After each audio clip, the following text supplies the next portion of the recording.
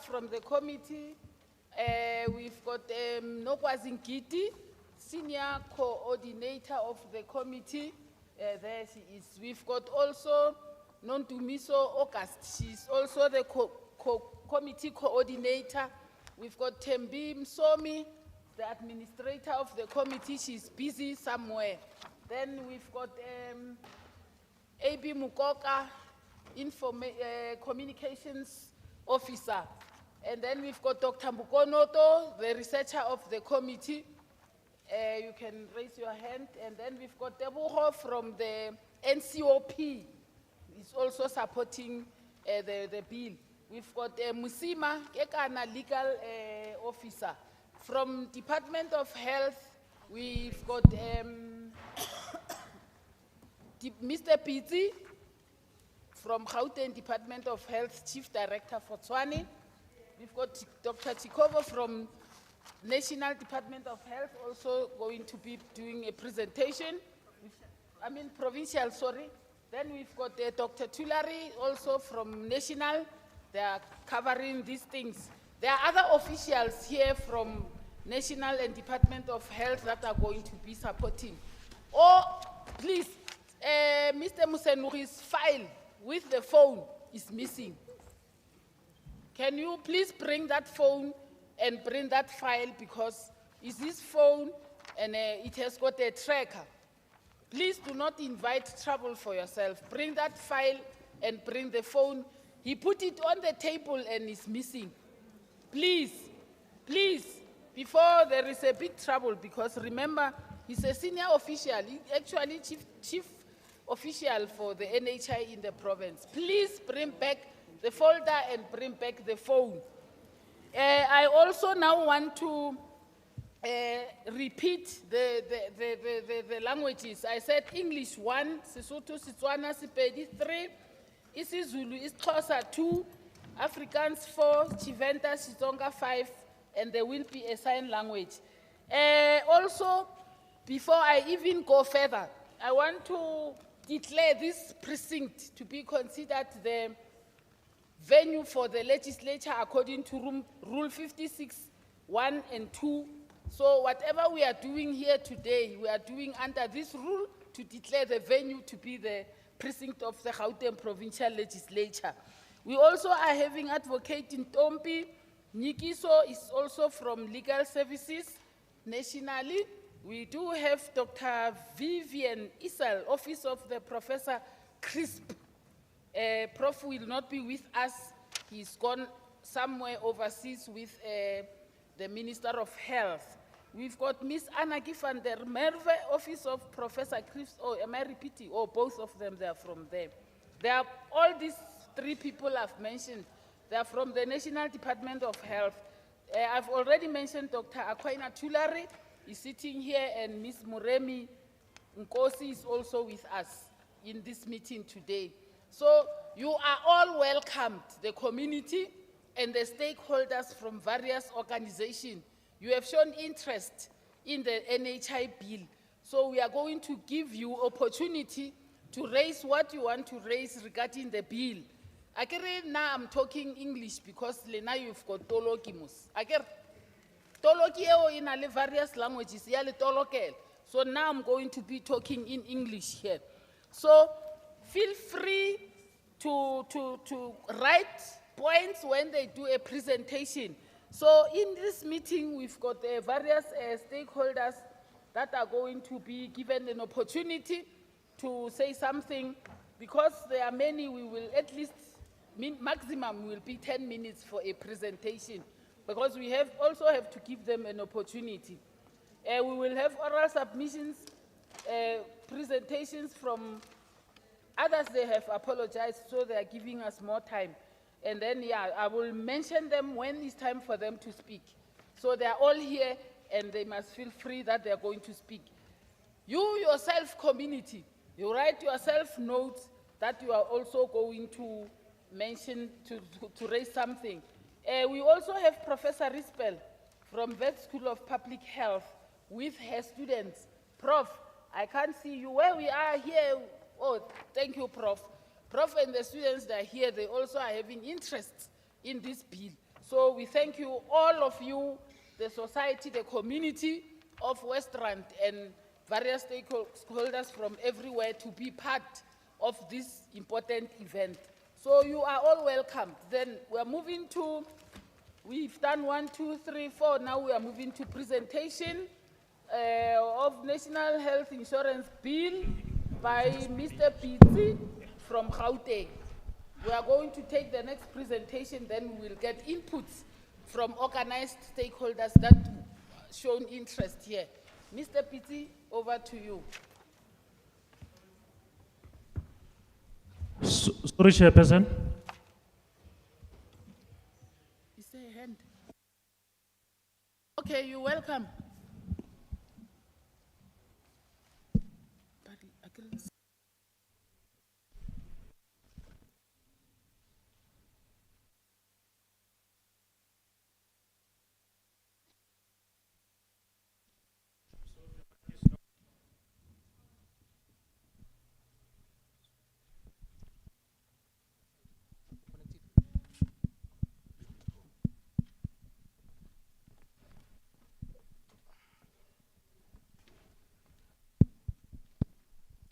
Thanks.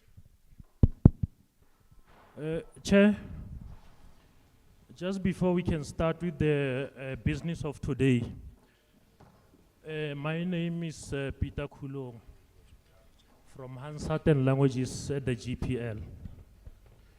You'll remember that we had a meeting last week at Lodium. Everything went well up until just before the meeting agenda. I'm not going to go into details about everything that happened. But what I can say is that an unfortunate and shocking event or incident took place, which we were busy doing what we are here for, that is supporting the committee. And without any reason, and to our surprise, you started shouting at us.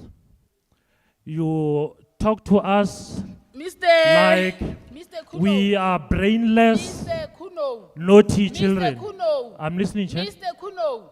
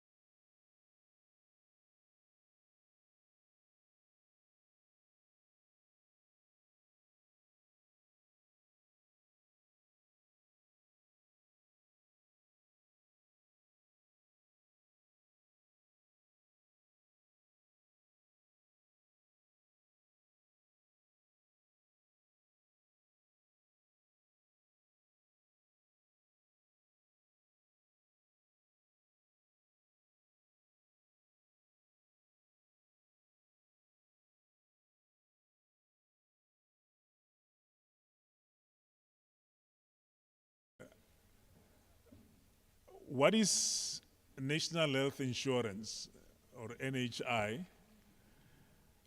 Now, NHI coverage for all South Africans. That is, every person gets the health care that they need when they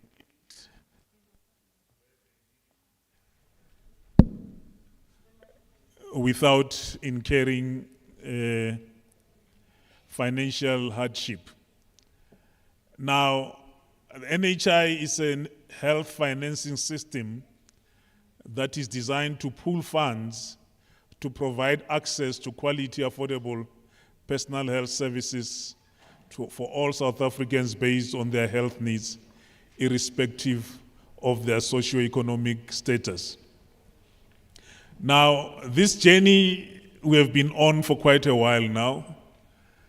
We had started with the Green Paper in 2011, where there was discussion around this proposal, giving ideas and thinking about how the policy should unfold.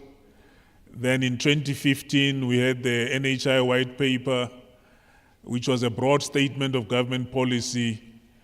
And then 2017, we had the NHI policy in place, identifying the actual principles or what is to be done.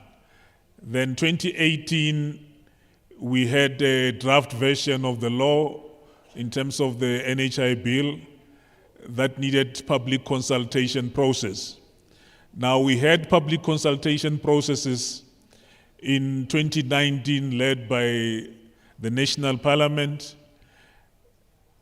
and now this year we're having these consultation processes led by different provincial governments with a view to having a finality on this matter and having the NHI Act in place post these consultation processes. Now, why do we need NHI? Healthcare is a human right that every one of us is entitled to. This is a widely accepted international principle, and this right should not depend on one's financial status or socioeconomic status. Presently, we have a two-tier system, health system with poor outcomes in comparison to inputs, where we have a fragmented, poor, inefficient, understaffed and ill-equipped public sector serving about 85% of the population, and this number keeps on going up as more people get off medical insurance or aid. Then we have a fragmented, over-serviced, over-specialized, expensive private sector serving about 15% of the population. Now, it is not possible to address one part of this dichotomy without addressing the other, as they are mutually dependent. Now, the whole health system in the country needs a facelift. We therefore recognize that both systemic change is required and also change at a local level. Now, how will the NHI work? NHI will pool public resources into one NHI fund. The NHI fund will purchase services on behalf of the whole nation from both the public and private health sectors. The NHI fund will contract directly with service providers. Now, the service providers, for them to be able to participate in this process, they must have been certified by the Office of Health Standard Compliance, so for them to be able to participate. Now, the users or the public must register at a clinic, a doctor, or a family practice next to where they live to obtain a service. As I've indicated, that the fund will be purchasing services from both the public and private sector. So you can register at a clinic or a GP practice next to where you stay for you to be part of this process. Now, as soon as the bill is passed through the National Assembly and National Council of Provinces, NHI will be implemented in phases and possibly be fully implemented by 2028. And the implementation plan is being finalized in preparation for the passage of the bill. Now, this is just an indication of how much we are spending in the public sector for the provision of health services. And this encompasses expenditure on health in different government departments and entities. And you can see that there's expenditure of roughly 266 billion, which serves 85% of the population. And if you look at the expenditure in the private sector, you have a slightly higher figure at 277 billion, serving 15% of the population. Now, the enactment of the NHI bill will change the way all health care service is paid for and introduce a single national pool of health funds, establish a single purchaser to manage the funds. And I think Dr. Chikovu, when he presents on the bill, will cover a lot more in terms of what the bill is saying.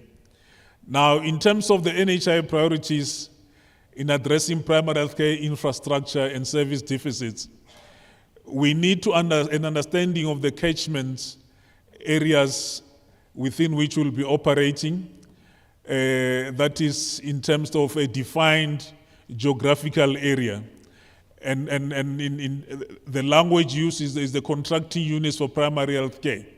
Now, the contracting units for primary health care, at some stage, we thought that maybe it could be the equivalent of what we refer to as a sub-district.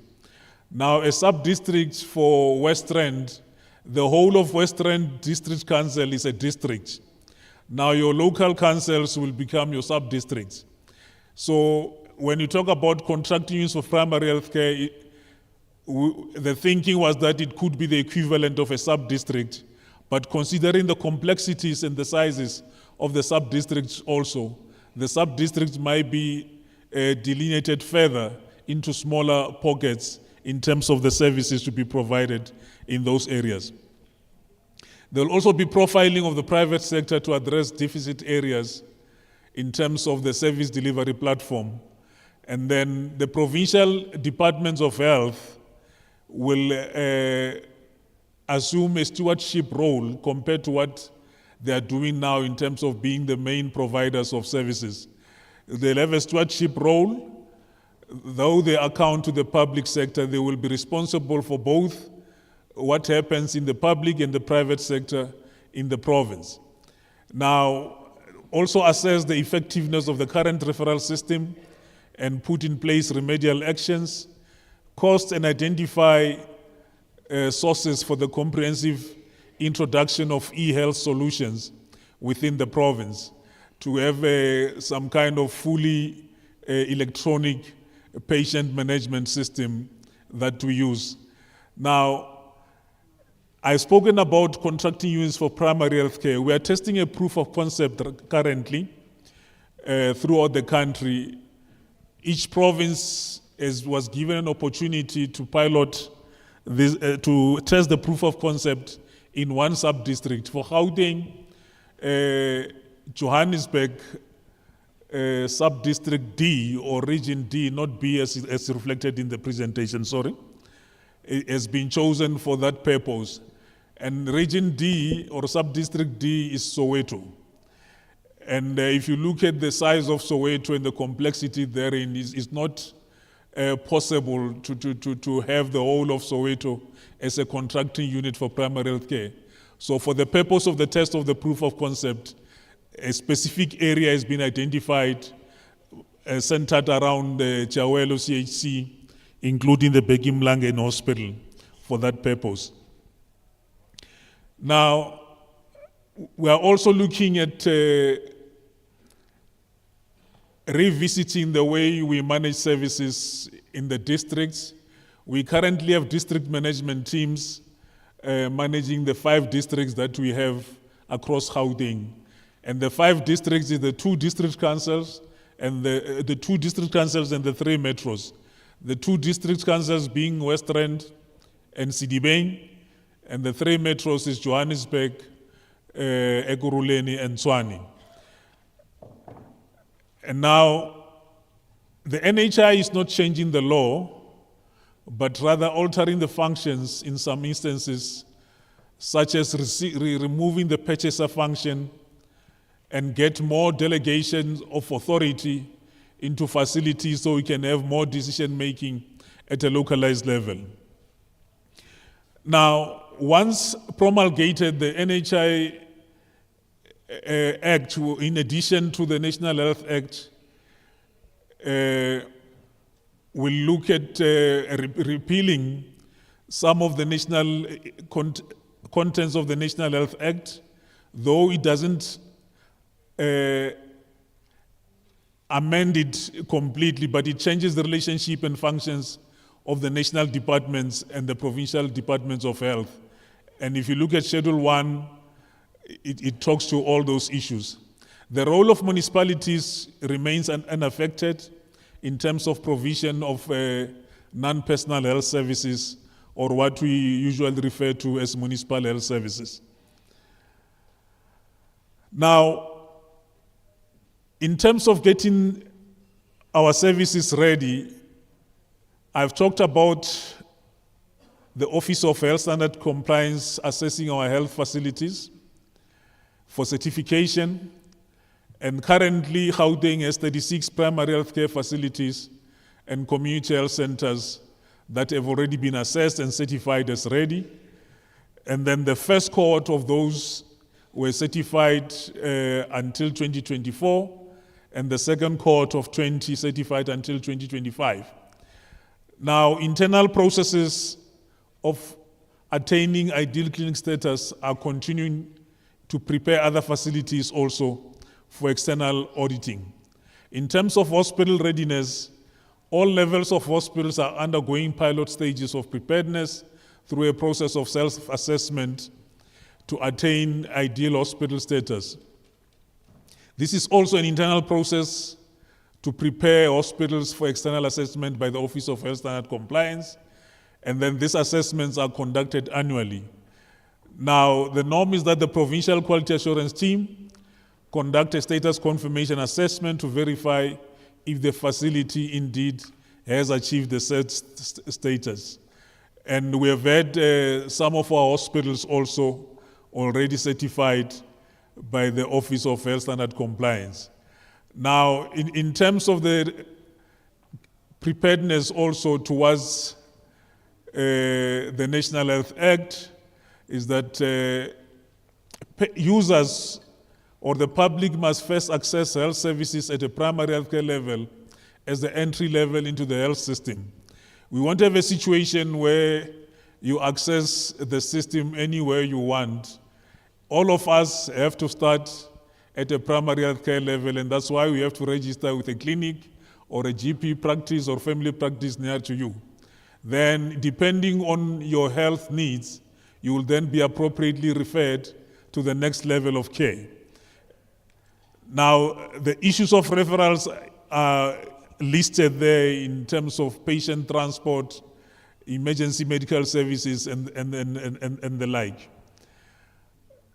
Currently, the department is in a process of finalizing organizational structure, as well as the proof of concept around the contracting unit of primary health care I've talked about. There's a delegations framework that is being refined, and also looking at ways to collaborate with the private sector, leveraging on the work that was done in managing the COVID-19 pandemic. We know how we worked together as one throughout the country in dealing with this, including making sure that all the reports go through one electronic system. Now, for good efficiencies in our system, we need to have cost centers With or without the NHI, this is an important aspect that we are looking at. That is having each primary healthcare facility as a cost center, and in terms of the hospital, you might have different units in a hospital being cost centers. We have to look at for the financial system in terms of budget, revenue, accounts, and etc. Procurement of goods and services, personnel, and profiling of services, and the interoperability of different electronic systems that we are using so that they all work towards one whole. And part of that includes that, that we have functional business units in the different areas of our operation. Now, the challenge is to ring-fence costs but still add value across activities and functions. But these are all issues that we are grappling with to make sure that we are ready by the time the Act comes into place. Now, the key lessons in terms of the process we have undergone as a province is that there's a need to invest in social participation and citizen ownership as the conversation on the health system transformation progresses. And I suppose this is one such process in strengthening that partnership and ownership. We build a strong primary health care system with strong emphasis on health promotion and disease prevention. Because if we don't have a strong health promotion and disease prevention system in place, it becomes much more expensive to manage diseases once people get sick. So we don't want people to get sick. We want to prevent disease and promote health. And where there are exceptions in terms of disease or illnesses, then we are able to help those in need of assistance beyond that process. Now, in conclusion, I would like to indicate that NHI is for everyone. Universal health coverage can be achieved if current resources are better utilized. There are new models for service delivery which will be required. NHI will provide everyone with financial protection from the costs of healthcare. NHI will purchase health services from both the public and private health care providers. New methods of paying for services need to be tested and implemented. People who wish to purchase care not provided for by NHI will be able to do so, and institutional and administrative changes will evolve over time because this is not an event. Thank you very much. Thank you very much, Mr. Piti. Can I welcome Advocate Ntompi or Dr. Chikovo, one of them, to do a presentation on NHI? Where is the advocate? I see the doc, he's here. Who is going to do the presentation?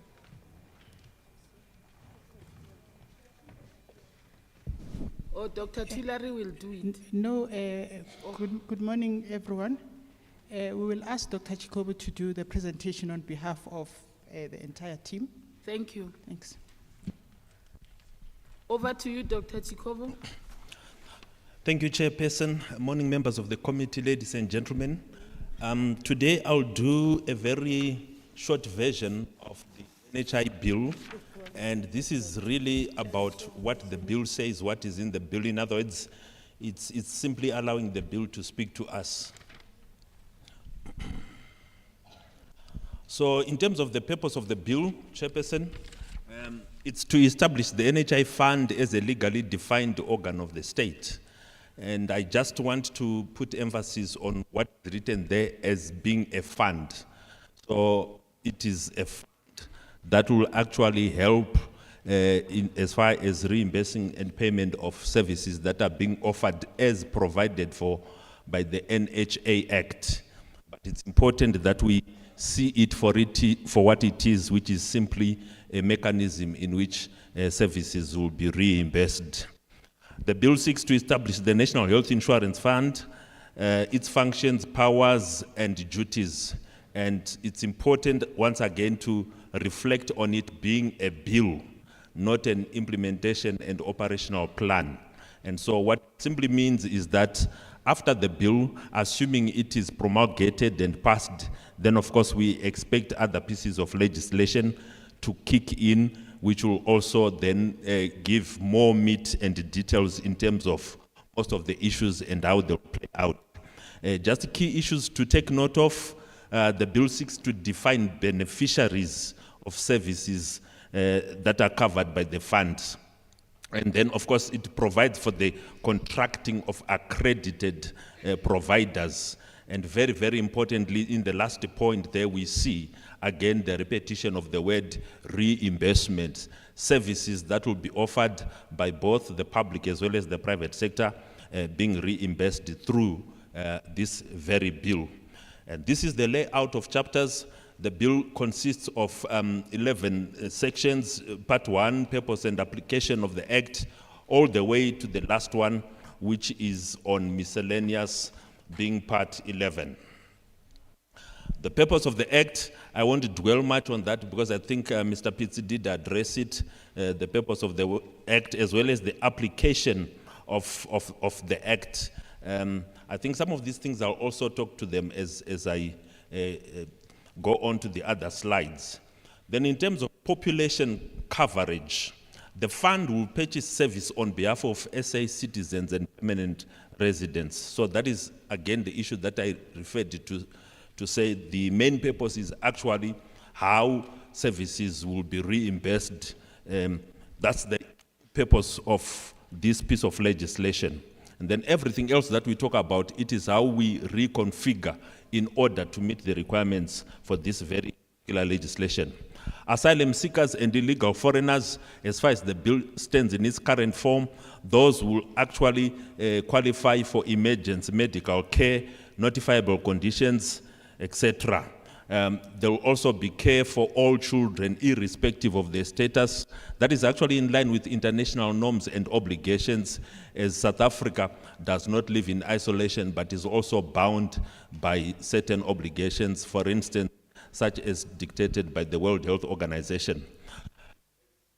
Is the case nowadays, once the bill kicks in, I think some of us have traveled, you will see that there's a requirement for you to have travel insurance. So anyone visiting the country will be required to actually purchase travel insurance in order for them to for access of services. There's a section that speaks to of users. Chairperson, I don't think it's me, probably the battery dying, but we'll give it a try. So there's a section that speaks of registration of users. So each one of us will be required to register. If we are to seek healthcare services under the Act, we'll be required to register. It might be at your local GP, but the registration is at the lowest level of care. At the PHC level, it might also be at your nominated GP, as I've indicated, CHC, etc. But you are expected to then enter at the lowest level and then escalated within the system. In terms of access to healthcare services, I think Mr. Pitsi did touch on that. Of course, the objective is quality healthcare services which are free at the point of care. And again, another issue that he mentioned there, which is the last bullet there, is to purchase healthcare services that are not covered by the fund through a complementary voluntary medical aid insurance scheme.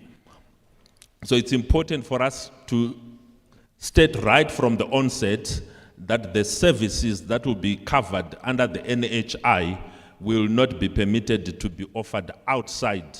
In other words, you can't purchase them elsewhere. And then if we look at healthcare services coverage again, the fund must purchase services on behalf of all beneficiaries. Now, one of the reasons why that is also the case is to maximize on economies of scale. So it will actually just be one fund and purchasing healthcare services for everyone inside of the Republic. I'm just...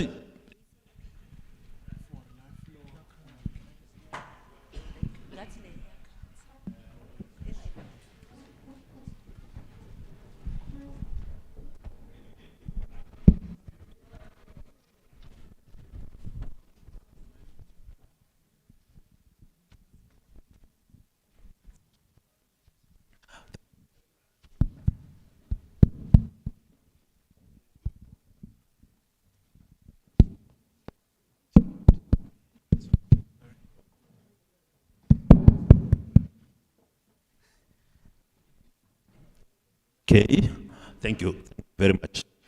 Then,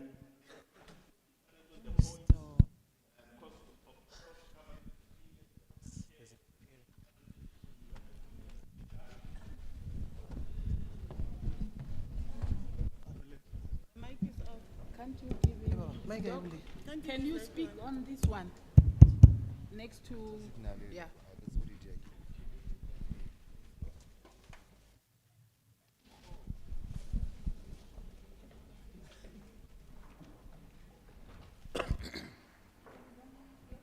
no, I think if it's okay, you can just move the slides. I do have one here, unless you want to move it.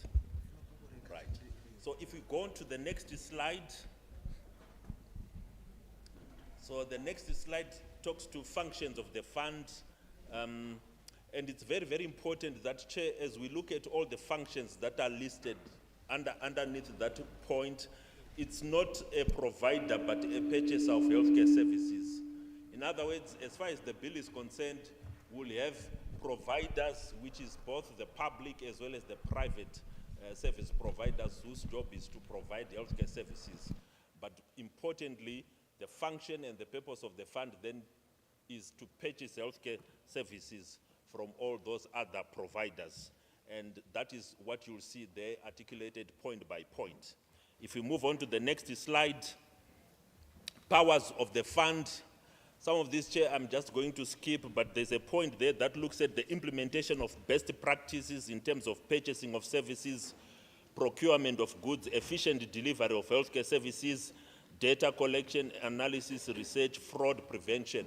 And the whole idea, Chairperson, is to indicate that a lot has actually been built into the bill and also taking into account what has been observed, lessons which have been learned, etc.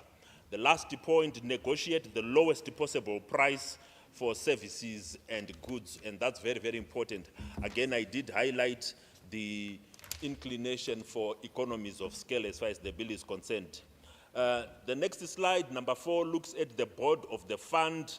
And in the interest of time, Chairperson, we want to give more time for presentations. I can skip. But basically what you'll see in the next set of slides, those are the usual governance instruments and frameworks that we have with any state entity. And then we can look at the next slide, Chief Executive Officer. Again, this is just a continuation. The powers, privileges, and obligations of the Chief Executive Officer, together with that office, as well as the other committees that will be reporting to the CEO. The next slide then looks at the committees that will be established by the board to assist that very office of the Chief Executive Officer. So it's quite an extensive, elaborate indication of governance structures and framework that have really gone into the composition of how the fund will be administered, and we think from a governance point of view, it's quite solid. Next slide, number 7, the advisory committees to be established by the minister. So the minister will be required to establish certain committees, such as your benefits advisory committee, which will determine the benefits that will be realized by the fund. There's also the healthcare benefits pricing committee. That is the one that will actually, independent of both the providers as well as the fund itself, make recommendations in terms of the pricing regimen. Stakeholder advisory committees, and if we go on to the next slide, there's the role of the minister, the role of the department, which is the obligations pertaining to the National Health Act as well as the Constitution. And I think, Chair, I'll just point out a point that was made earlier on in the first presentation to say the NHI bill is not repealing the NHA, because healthcare services in South Africa will continue to be offered under the auspices of the National Health Act. And so that really should settle a lot of fears about concerns about nationalization, privatization, etc., because those will continue to be run through and by the National Health Act. But it's the flow of the monies, the funds, that will then be required to follow the NHI framework. The next slide, Chairperson, looks at the role of the provinces under NHI. I think the main one is what has already been indicated, the stewardship role which will be given to the executive authority, where they will now be required to also account for the outputs and impact happening both between the private as well as the public sectors. That's the main change that we actually expected to see. It has been there, but rather silent. If we look at the next slide, continuation of the role of provinces under NHI, I think there will obviously be an emphasis on the preventative side of things, as you can see there under bullet number 10, number 11, provide environmental pollution control services, etc. And in our country, we have seen recent episodes, particularly as they pertain to school children, and this is being strengthened through the provisions made in this bill. Next slide, general provisions which are applicable to the operation of the fund. So there is the role of the medical schemes, and it's just to indicate, Chairperson, therefore, that once the NHI is fully implemented, the minister will introduce regulations limiting the benefits to services that are not reimbursed by the fund. Then there are also obligations for the DHMO and the contracting units, and in the next slide we'll see the health products procurement unit. That's the one which is the centralized facilitation and coordination of procurement of healthcare goods in country, as we have indicated, that it will be a centralized function. Number 8, general provisions applicable to the operation of the fund. So obviously, service providers, be they public or private, they will need to be registered with the fund. And part of the requirements for them to be registered with the fund is that they must have been accredited by the professional associations, etc., chief of which is the Office of the Health Standards and Compliance. The next slide looks at the information platform of the National Health Insurance Fund, as well as the payment of service providers. Now we know that as far as payment is concerned, it can be prospective or retrospective, especially when one is looking at the lower levels of primary health care, where we'll be having capitation, etc. And in a way, this really should help us, because currently we are stuck with passive purchasing, and you get a lot of complaints about government not honoring its obligations within the 30-day period, etc. So we really believe that will be a thing of the past, because the payment becomes strategic, the purchasing becomes strategic in nature. And the minister will make regulations as far as the payment of the payment mechanism is concerned. So the next slide, the complaints and appeals. Oh, that's the slide I was referring to, talking about. Okay, we can move on to the next one. Complaints and appeals. So there's a section in terms of what happens when a user is not happy or not satisfied, or if there are any problems, etc. That is obviously then part 9 of the bill, and there are the measures that will be taken which are stipulated. The next slide, number 10, financial matters. I think that's one where a lot of issues have been raised about the source of fundings, about government not having enough money, etc. But I just want to indicate, Chair, that as far as the bill is concerned, the appropriations will obviously come, as far as we know, mainly through the Division of Revenue Act, DORA, and that's how appropriations are often done. That will stay in place, that will continue, because we will still have the 10 provinces being allocated, 9 province plus national department, so that will actually give us 10. And then the bill is very clear to say the financing mechanism will obviously be announced by the Minister of Finance. But as far as you and me are concerned, there are issues pertaining to medical scheme tax credits, payroll tax, surcharge on personal income tax, as some of the options which are actually listed in the bill. And thereafter, of course, there are also other normal systems of or instruments of governance, such as your auditing, etc., that will kick in, because the fund will be a Schedule 3A state entity, and therefore it's bound by the provisions that reside and monitor government performance throughout for such entities. Next slide, we are looking at miscellaneous number 10. I think what will just indicate there is the transitional arrangements, things that will happen between now and when the act is passed, if it is passed, etc., and also when it comes into life. I'll just indicate, I think Dr. Tulare will probably correct me if I'm not, if I'm wrong, but a lot of those timelines that you see have actually been moved by 2 years owing to the impact of COVID. So we do have a number of processes that are lagging behind, etc. And I think on average, you just have to add 2 years to whatever dates that appear there. On the next slide is the legislative amendments. And the legislative amendments really looks at some of the pieces of legislation, the bills and the acts that will need to be repealed in order to accommodate the NHI bill. A very simple illustration that has already been presented here is when one looks at the National Health Act, because it encompassed the provincial department serving both the role of purchaser and provider. When this bill kicks in, those would need to be separated because the purchaser will now become the fund, and then the provinces and the private sector and everyone else, they continue their roles as providers. So this is a list of the various pieces of legislation. It's not exhaustive in any way. That will need to be amended. Some of that has already begun, and some of it is in process as we speak. Chairperson, in the interest of time, I think I'll stop here.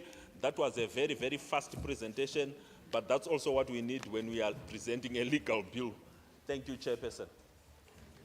Dr. Tulare, I hand over to you. Thank you. Thank you very much, Dr. Chikobo and Dr. Tulare. Today we've got limited time. We will allow Dr. Tulare to come in during the response time. Now it's time for stakeholders that will be coming. The first stakeholder will be Free Market Foundation. Gabriele Gross, you are the first to do a presentation. You are welcome. Thank you. Hi. Do I present from here? Okay. I'm not from the Free Market Foundation. I'm from the Institute of Race Relations. Oh, I'm sorry. The Free Market Foundation has apologized. Now, Gabriele is from Institute of Race Relations. Am I correct? Yes, Chair. Thank you so much. This is your time to do your presentation. Great. Okay. Chair, am I presenting forward to you or here?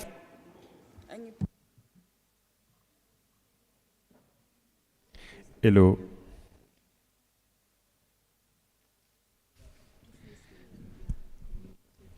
Yes. I'm going to come up so that we can all see each other better. Is that fine? Since this microphone is working again. What a relief. Okay. Woo. It's perfect. All right. Good afternoon or good morning. We're on the cusp. I don't have any slides because I thought it's better to just talk. And I want to try to be as clear as I can be, both with this honorable body and with my fellow members of the community. I'm a Joburger. I'm a little bit to the west of where I usually move about, but we're all Gautengers, after all. And I want to just start by explaining the position I speak from personally when it comes to health. I am not somebody with a medical aid. I could not afford that. The last time I was sick, I had to go to a clinic. The last time I was really sick, I had to go to Charlotte Maxeke, and it was a very uncomfortable experience. Last week, a friend of mine's mother died in Charlotte Maxeke, there in central Joburg, where I was born, in fact. It took 17 hours for her mother to begin to get some medical attention. They showed us one side, you mustn't walk there because people were mugged inside the hospital. You know, I was feeling very stupid because that hospital burnt, and then there were big promises coming from big government officials saying, oh, we're going to fix it, we're going to make it even better than before, it's going to be very nice. It was the opposite of very nice. And I'm confident, unfortunately, if I was to go around this side on the West Rand, I would also see that where the public is expected to rely on the government for health services, it's often not satisfactory, to put it mildly. And that notwithstanding the fact that, for example, when it comes to HIV treatment, the government has done a tremendously good job of improving on its former position from decades ago. So we see there has been some improvement, but overall, public health services are shocking. And that's what the government comes up to say every time. They say we've got a two-tier system. One tier, it's working, the private sector is working. The other tier, run by the government, it's not working. It strikes me as counterintuitive. It strikes me as a strange idea. You take who is in charge where it's not working, and you make them in charge of everything. And then you think everything's going to work. What a strange idea. Has anybody in this hall heard of a thing called state capture? Anybody? You've heard of state capture. I've read the state capture report by our Chief Justice, Raymond Zondo. You know what he says about procurement? He says in South Africa, when the government buys things, it's a big problem because there is no focus on value for money. Instead, the primary concern is confused. Willie Matebula was the former acting chief procurement officer for Treasury. He reported to the Zondo Commission. Roughly half of the time, when government officials are buying things, they're deliberately breaking the rules. The other half the time, the rules are so confusing, they don't know what to do. Before him was Kenneth Brown. Kenneth Brown said 30 to 40% of government procurement at that stage was already tainted by corruption. We all know stories. We've just been told, why is the NHI a good idea? Because if this guy has to buy a Coca-Cola, he buys it at 10 Rand. If that one wants to buy a Coca-Cola, he buys it at 10 Rand. But if the government is going to buy Coca-Cola, it can buy for the whole nation at one time. It can get a better discount. We know bulk buy. You buy more, you get for less. We know that theory. It makes sense until you realize how it actually works when this government buys things. It doesn't buy the Coca-Cola for 10 Rand. It buys it for 100 Rand. Toilet paper. Toilet paper gets bought by the government for 100 Rand. A mop can get bought for thousands of rands. It's on the record for 100,000 Rand for a broomstick. The Zondo Commission made recommendations about how procurement could be improved, about how state capture could be stopped. Do you want to know how many of those recommendations have been implemented on procurement? 0. Who has heard of the report by Advocate Motibi on the Department of Health during COVID-19 on its procurement? Advocate Motibi found roughly that out of every 2 Rand of the fully investigated funds, 1 Rand was stolen. We all know digital vibes. We all remember Dr. Zweli Mkhize. You know what he said about NHI? He said the people need NHI. Doesn't matter the cost, the people need NHI. Government officials are incentivized to promise many, many things to get all of the money underneath their control. And does it filter down to us, to poor people who cannot afford private medical insurance? No. The results are already clear to see. The money is already being stolen. Then it comes and says, we want to steal more money, but next time, we promise we will, it will be better for everyone. I don't think it's realistic. Realistically, can I tell you what I think would be better? If the government said, we acknowledge there is poverty, we acknowledge there's a huge problem, and we acknowledge we are part of the problem. So instead of us trying to run each and every hospital beginning to end, we will give you a voucher. If you are unemployed, if you are earning little money, we will give you a voucher. You can take that voucher to a clinic if you want to, run by the government, and get the same health care as now. Or, if somebody wants to start a business, if somebody wants to start a hospital in Soweto, where this thing is being piloted, let's pilot the voucher system. Then you can take your to that hospital. The money is coming from the government, and you get to decide where do you want to spend it. Then if you go to some hospital where they are not doing security, where people are being stabbed in the corridors, where you have to wait 17 hours for your mother to die, and you hear, no, you don't want to go to that hospital. You want to try this other hospital. You heard it's better. You can try. You can make that choice. Why do I think this is better? I think it's better because ordinary South Africans are smarter than our government. If the money goes into the hands of ordinary South Africans, they will choose better than our government. So let us do the voucher system. Let us not do the NHI that takes all of the power away from those who, at this stage, can choose for themselves because they've made lots of money. Let's make everyone more like them instead of taking all of the power away from ordinary people and putting it in the hands of a few officials who are on top of the gravy train. That's our basic idea. I want to say 2 more points. One point that you cannot, please, I urge this committee not to forget. You know who has a very special superpower? There are human beings alive today who can fly. It just takes money, then you can fly. I would guess most people in this room can't fly to Russia or to America or to France or to Japan. If we want health improvements, we can't fly far away. We don't have that superpower. And you know what I think is going to happen if you pass this NHI bill? The money that you're chasing after is going to fly away because money flies very, very quickly. The doctors that I have spoken to that are my age, they say if this thing comes, they are going to fly away.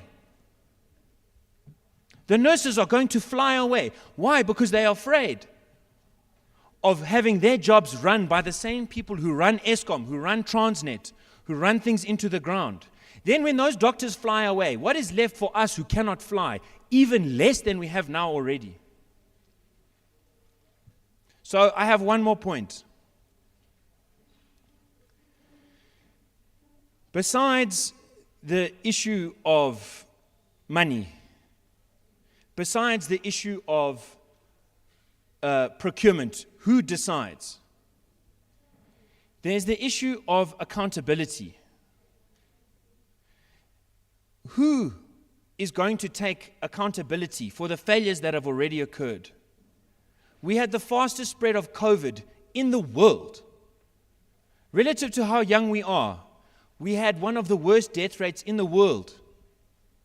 We currently have one of the fastest depreciating public healthcare systems in the world. Is there anybody who's going to come and tell me that they are in charge of that and they are sorry for that, but they want more power for themselves? I would like to hear that very clearly so I can try to understand. Thank you very much for your time.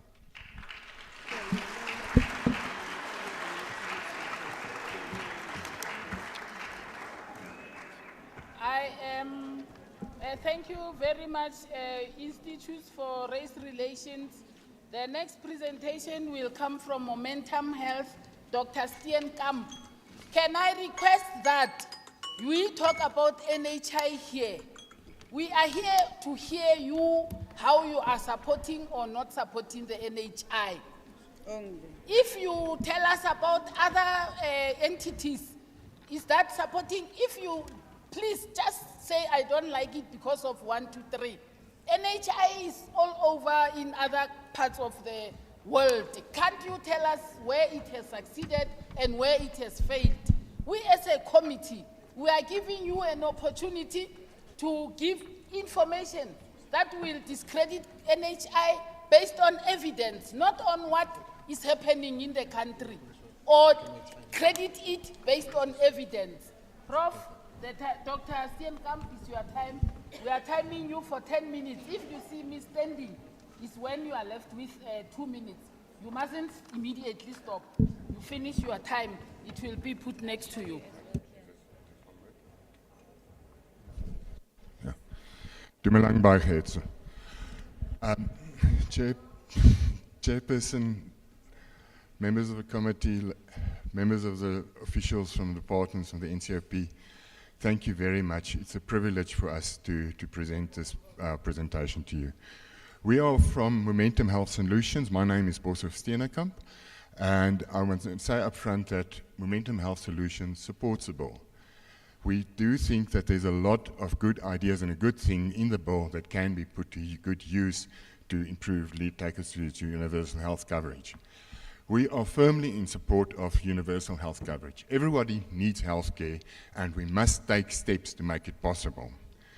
There are, however, 4 areas which I think we just want to highlight in the bill, which we think requires amendment to make it better. Because clearly the legislature wants to have quality legislation put out, and quality framework and enabling framework for us to build on universal health coverage. So the first area is that the introduction of this NHI will reduce the provincial budgets by about 28%. And the provincial health legislatures and the provincial health departments will be weakened. All healthcare purchasing decisions will be made by the NHI, and or by local components or national government components through the district health management offices. They are national government components and are not aligned to the province or to the municipalities. So this reduction in funding of the provincial sector could destroy it. This will be another blow on top of the current budget cuts, the compounded high level of accruals, and the medico-legal claims that provinces face. The pilot studies should be done before these funds are withdrawn from the province. I mean, currently, money goes through Parliament to the provinces, who then allocates the funds for health services. That process is not clearly defined how that transition will take place in the NHI bill. And I do think that proper pilot studies must be done before these funds are withdrawn from the provincial budgets and before the NHI starts purchasing. Because the only revenue the provinces will get then is by selling health services to the NHI fund. You deliver the services, the NHI fund pays you. And the NHI fund pays you on DRGs or global budget or capitation payments. Only those 3 ways. That's the only things that are allowed for in the bill. So the moment this bill comes law, that is the only way the province can get money. So I think the bill must be amended to allow for a smooth and a planned transition from provincial allocations phased out and NHI purchasing being phased in. The law does not make provision for any of such gradual implementation. The law is in. The law says the NHI fund purchases, and once that is in place, it doesn't change. Chairperson, the other area is Clause 33 of the bill, restricts the role of medical schemes and health insurance, and therefore reduces the availability of resources to fund universal coverage. Because currently, if that section becomes implemented, it means that medical schemes may no longer purchase any of those benefits that are being purchased by the NHI fund. Immediately, you will reduce the amount of money that's available for healthcare, because the only way that government can actually get that money is by increasing taxes. And the taxes goes up for everybody. It's not just for those people on medical aid. Everybody will be paying more taxes.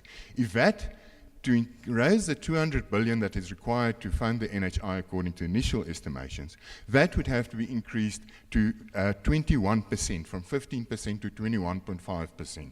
And everybody pays that. It's not just the medical scheme members.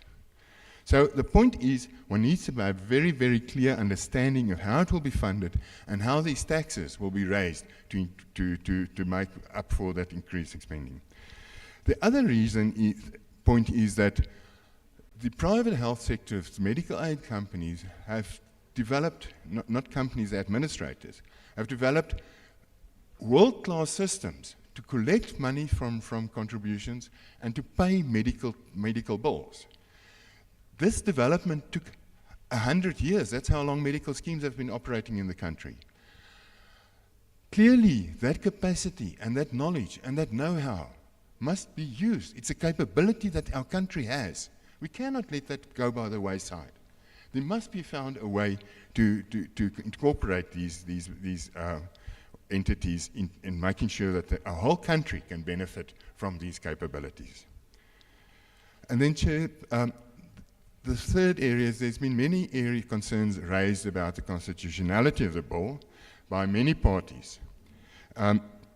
I do not really want to go into the detail of that. Some of it is included in our submissions. But I think that I just want to highlight one point. The parliamentary legal advisor made specific comments about the constitutionality of the bill to the Portfolio Committee of Health. And those, I would urge the legislature to consider those comments, because stakeholders would all come with their own different versions of what is constitutional and what's not. But I do think the parliamentary legal advisor is well placed to provide that advice to the legislature. I just want to raise one thing. Section 27 of the Constitution provides that everyone has a right to have access to health care. And the NHI bill in its current form infringes on this right to care in numerous ways. It reduces access to care for refugees and asylum seekers. It limits access due to onerous registration requirements, and it limits coverage adherence to referral challenges. It also limits access to care for medical scheme members in a manner that is inconsistent with the ruling of the Constitutional Court in the Grootboom judgment. The onus is on the National Department of Health to do a full review and an analysis of the benefits of the NHI bill and the impact of the infringements of the constitutional rights. This has not been undertaken. Then the fourth point, Chairperson, there are many prudent ways towards universal health coverage. There are many other ways that could be done. The country has got it started in 1936 with the Colley Commission. We've had about 10 or 15 commissions into finding solutions for this challenge, which is a difficult problem to get universal health coverage. Few countries get it right, but that we need to have be cognizant of that effort that has been done. So, a central tenet of health system reform is coming from the WHO, it is path dependent. That means reform must be homegrown. We must start from the existing terrain and we must push towards universal coverage. And we must build on what we have and we must improve that, and we must address the equity challenges and the inequality challenges through amendments to the structure. And there are very multiple technical pathways that have been put in, and we've also included that in our written submission. So, Chairperson, my conclusion is that Momentum Health and Solutions fully supports the bill and it fully supports the drive towards health coverage, but we request that urgent attention is paid to those suggested amendments that we have. These concerns must be addressed and in the current version of the bill after consideration by the committee, and this can then be implemented as a framework to the achievement of an NHI system in South Africa that supports universal health coverage. In our submission, we've left, and we've left this behind as well, we've left a schedule of proposed amendments to the bill that could strengthen this, and it could support the legislature to develop quality legislation that takes the country forward. Thank you very much for your time, Chairperson. Thank you very much, Dr. Steenkamp, for your input. I think the inputs are captured correctly, including the previous ones. Can I welcome Business Unity South Africa, Professor Harams? You are welcome to come and make inputs like the previous ones related to the NHI. Thank you.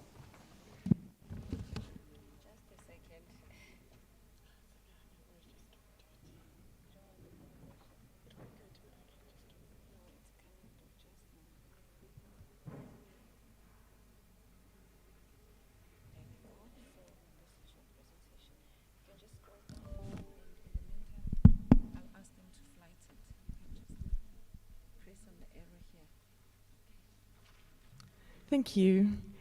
Good morning, Chairperson, and good morning, honourable members. It is just morning, yes, and colleagues from the national and provincial departments and members of the public. Thank you so much. My name is Roseanne Harris, and I'm the project lead on the Business for South Africa project on NHI, and I'm here to present the mandated position of organised business on the NHI bill, and I'm really honoured to have the opportunity to speak to you today.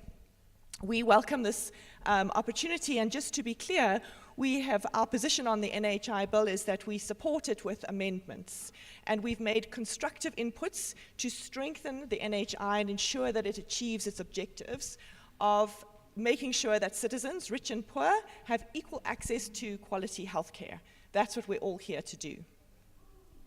Achieving universal health coverage is a social and economic imperative. Everyone in South Africa should have access to essential health services when they need it without financial hardship. This doesn't necessarily need to be entirely provided by public resources, and it doesn't need to be funded entirely from tax funding. We do need to do better with what we have. We do not need to break it down, and we need to focus on building access together. So we support the establishment of the NHI fund and the NHI system, but amendments are required to enable government to achieve its objectives with the NHI and the delivery of universal health coverage, since a single fund model is risky and not workable. The NHI bill creates a brand new government body called the NHI Fund. It's like the Road Accident Fund or the UIF. It will be used to buy healthcare services for all citizens at set prices from both public and private doctors. The NHI will rely entirely on government funding from taxpayers, and membership will be compulsory for everyone.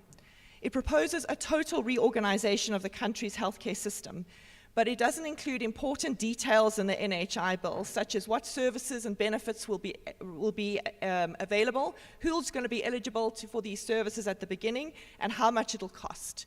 So I'd like to cover today 5 important points about the NHI bill and suggest some amendments in a constructive way.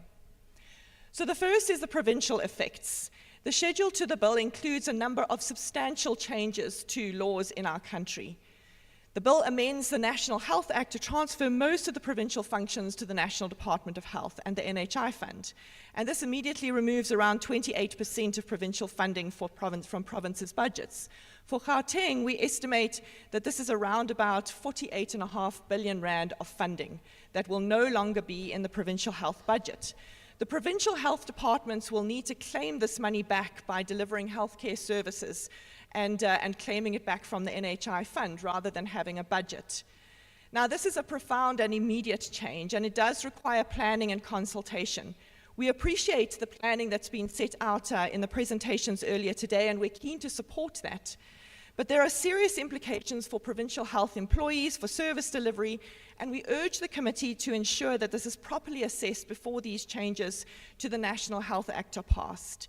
We've not seen any published impact study on these changes. The second point is on affordability challenges. All of the money for the NHI needs to come from national government, which means it will be collected from taxpayers. The Department of Health has spoken of this figure of 200 billion that needs to be collected to support the NHI, and this is based on costings that haven't been updated since 2011. So we need to work together to understand what the costs are and to make sure that there is a realistic financial plan for collecting this money, because 200 billion is a very large number, and as the committee is very aware, our taxpayers are reducing in number and are overstretched.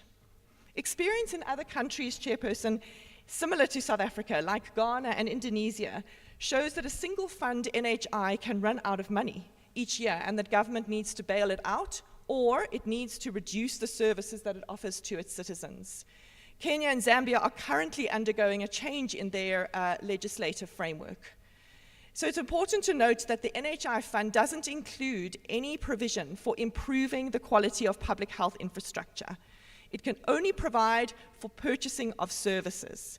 Government will need to find separate funding to improve and maintain and invest in our public health infrastructure, which is critical to ensure the delivery of those services. So there's no indication on how the provinces will fund those much-needed improvements to infrastructure to meet the accreditation standards. Sorry, I'm jumping ahead of myself. So my third point is around collaboration.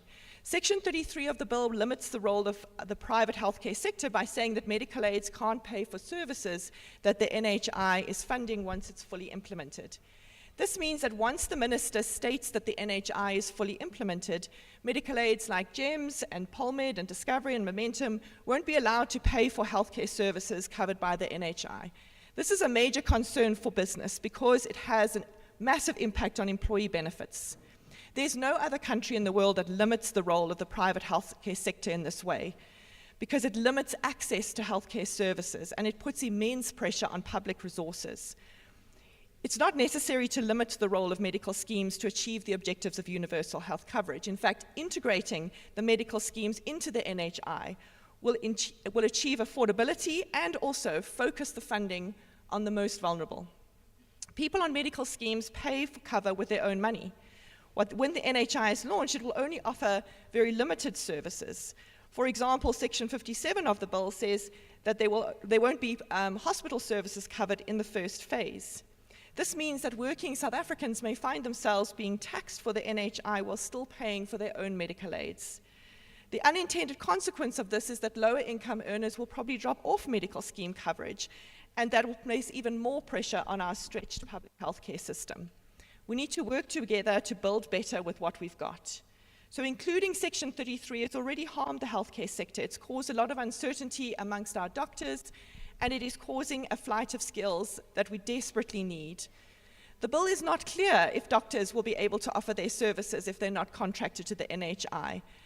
And South Africa already faces an acute shortage of doctors, based on our population ratio being lower than many other countries similar to us. We can't afford to lose these vital resources.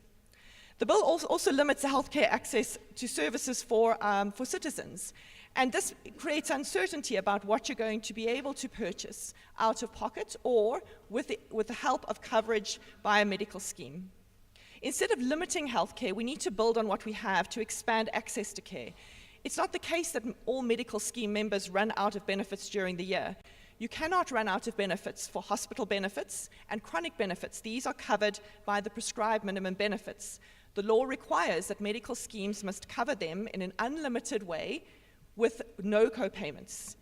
You can run out of benefits for things like physiotherapy or glasses or dentistry, but the NHI is not going to be able to afford comprehensive benefits for these or high-cost medications such as cancer treatment. So rather integrate the system so that everyone in the country can have access to quality care. We believe that there's immediate opportunities to address inequality in healthcare services, and we're very aware that the national healthcare system requires urgent strengthening and reform, and that we need to implement efficiency improvements in the private sector as well. This can be done in parallel to implementing the NHI fund, which is why we are supporting the bill with amendments. And there are immediate opportunities to be supportive of the NHI objectives. The NHI fund can be set up to contract with private sector facilities and doctors to fill the gaps. The private sector can support the training of doctors, and the private sector is ready to provide affordable access to primary healthcare services to millions of South Africans and take the pressure off our public healthcare system. Implementing the recommendations of the Health Market Inquiry can also reduce the cost of private cover by over 20%. These are immediate solutions, and they are possible, but they require the NHI bill to be amended to allow for public and private collaboration. So this brings me to my summary of the proposed amendments to the NHI bill. These do not undermine the objectives of the NHI, but rather make it more feasible and affordable, and faster in expanding access to healthcare. So our recommendations are around amending Section 33 of the bill to allow medical schemes to collaborate with the state, to amend Section 57 to change from milestones to a phased implementation. Dates are meaningless. We need to have We need to ensure that objectives are achieved in terms of expanding access to care. And of course, amendments to Section 58 or the schedule of the bill, where we have substantial changes to legislation. I must stress that our recommendations do not preserve the status quo. They support moving the NHI forward in a way that enables collaboration, it allows for a pooling of risk and resources, and it enables greater access for everyone. It's vital that we build an NHI that is appropriate for South Africa's unique economic and fiscal position, and also for our disease burden in our population. If there's one thing that we've learned from COVID and rolling out the vaccination program, it's that the country can solve any challenge when public and private work together in a strong partnership. And this collaboration continues right now as BUSA and B4SA are working closely and successfully with government on priority projects in energy, transport and logistics, and crime and corruption. Let's do the same with healthcare. Thank you. Thank you very much, Prof, for bringing the input that is relevant to NHI, so that those that are capturing information, they are taking the correct information. Thank you. The next presentation will come from Financial Intermediaries Association of South Africa. Can I welcome Andre Jacobs to come and do the presentation? He will be followed by the Health Funders Association. Pumelele, I'm sure you are getting ready wherever you are seated. Thank you.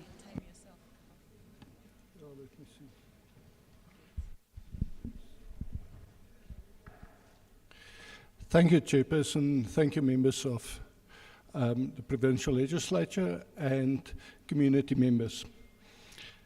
I think our submission can be titled FIA's Constructive Proposal Championing Equitable Healthcare, Constructive Proposals for Stronger, Healthier and a Prosperous South Africa.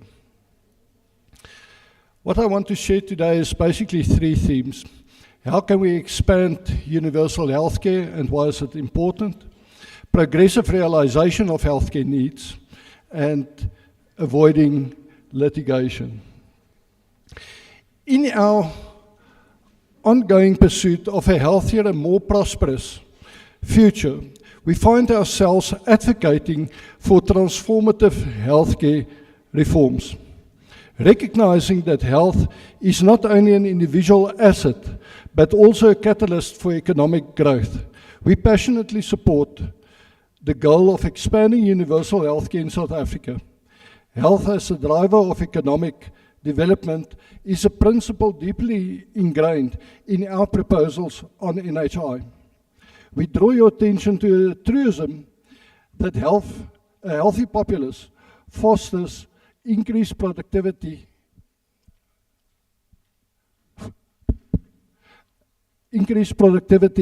and reduced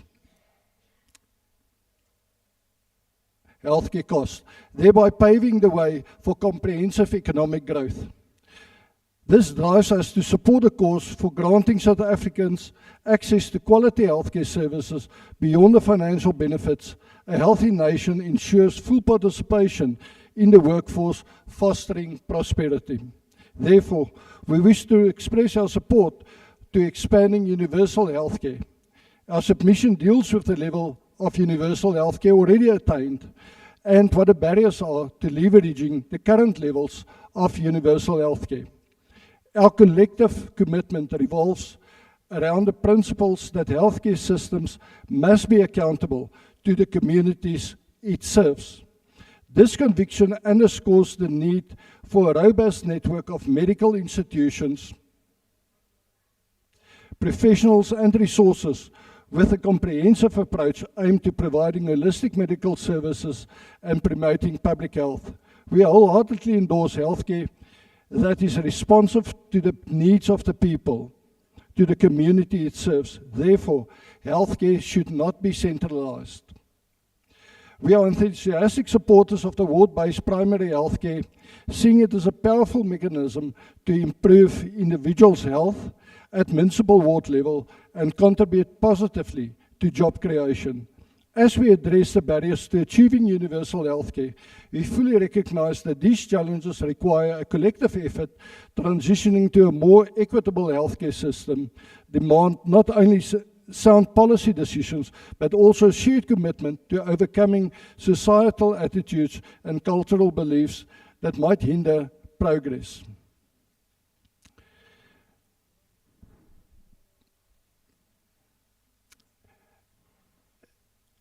I want to, just by way of example, just show this picture that is contained in our proposed healthcare system. And what I want to draw your attention to, Mr. Chair and committee members, is really that the private sector, what we propose, and the public sector provide exactly the same services and not different services. I think that's important.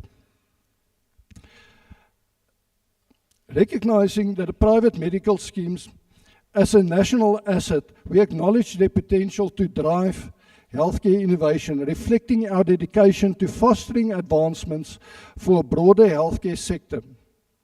While we may differ in our stance and approach, we appreciate the notion of introducing a minimum benefit package and mandatory membership, whether it's to the public or the private sector, both of which underscore our commitment to equity, inclusivity, and social solidarity.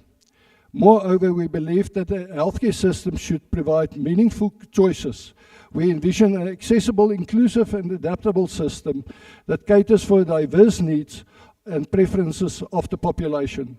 In line with our vision, we are excited by the prospect to incentivizing employers to promote a healthy workforce and broader healthcare society.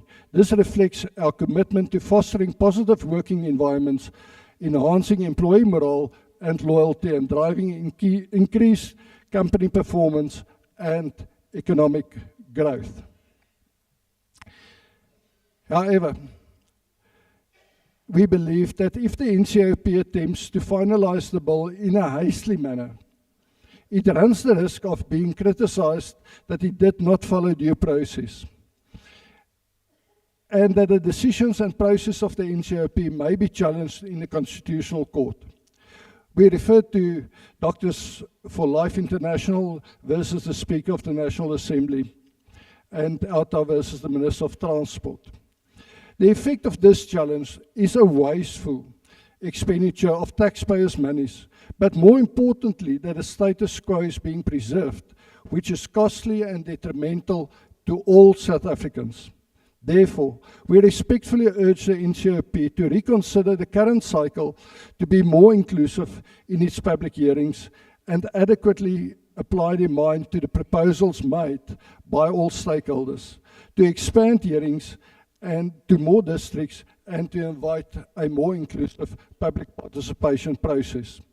The language used in the bill, as it currently stands, creates legal uncertainty, contrary to the principle of the rule of law, which is a founding principle of our Constitution. During a meeting of the Portfolio Committee on Health on 9 October 2019, the Financial and Fiscal Commission raised many concerns regarding NHI. According to the FAFC, there are various progress, budget, and policy issues that should be addressed, and many commentators and stakeholders have similar concerns, which attacks the rationality of the NHI bill. It shouldn't. Given the potential for the current NHI bill to face legal challenges, we are driven by a shared responsibility to safeguard the health and well-being of all citizens.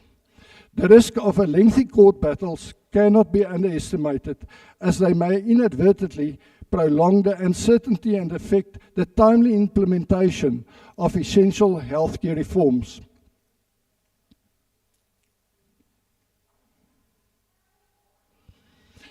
By addressing potential vulnerabilities now, we aspire to inspire the future where equitable access to quality health prevails, unburdened by legal complexities. We propose a solution-focused amendment stemming from our unwavering commitment to constructive collaboration that prioritises the health and prosperity of our nation.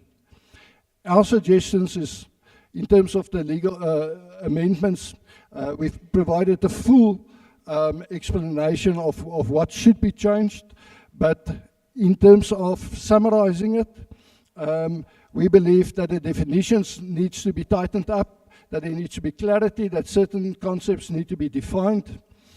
We believe that Section 2A of the bill needs to be amended, and we believe that Section 33 of the bill should be amended, which we actually made proposals to in terms of our submission.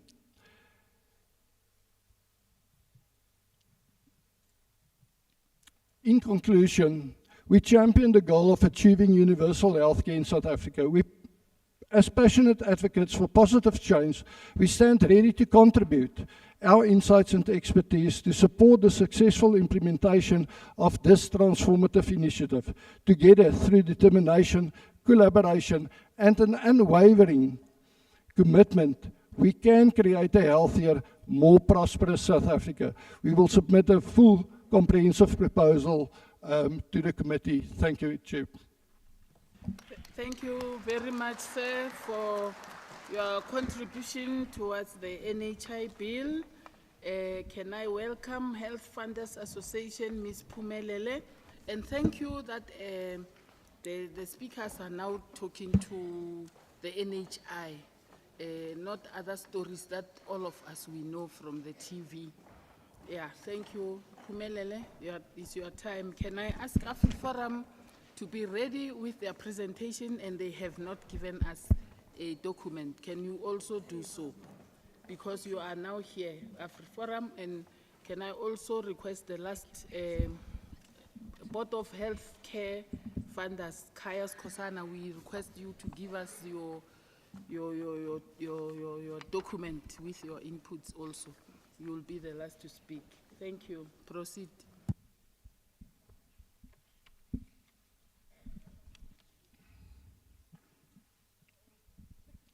Good afternoon, everyone. My name is Phumelele Makhathini. I'm the CEO of the Health Funders Association, an industry representative body of which represents more than 50% of the country's medical schemes, such as Discovery, Momentum, BankMed, ProfMed, etc. So at this time, I'd like to also thank the Gauteng Legislature for allowing us time to have our inputs onto the NHI bill, something that we as the Health Funders Association deem to be very pivotal for South Africans at large. So thank you very much for that. I'll start off my presentation by talking about the importance of medical schemes, the role that medical schemes play within the NHI bill, or that medical schemes have to play within the NHI bill, and also debunk some of the myths and the misconceptions about what it is that medical schemes do, because it's important that those areas are addressed. And shortly after doing that, I'll hand over to my colleague, Dr. Paula Armstrong, who will take us through the economic impact of the NHI bill. So let's just get straight to it. Sorry, Phumelele, just remember you are sharing that 10 minutes, the two of you. Yes, we are mindful of that. So we're gonna move very quickly. At the outset, I would like to state categorically that the Health Funders Association is in full support of universal health coverage. And we're also in support of government, we're also in support by wanting to partner with government to achieve this universal health coverage. And that's why we want to submit our stance as follows. Section 33 of the current NHI bill is currently problematic because it limits the role and engagement of medical schemes. It proposes that once NHI is fully functional, medical aids can no longer cater to the health services offered by the NHI. And I know that my esteemed colleagues, Professor Roseanne Harris and Dr. Bosch of Steenkamp, also submitted similar observations. We believe that integrating medical schemes instead of restricting them can make NHI more affordable and more effective. No global precedent supports limiting private healthcare roles as it strains public resources and potentially limits healthcare access.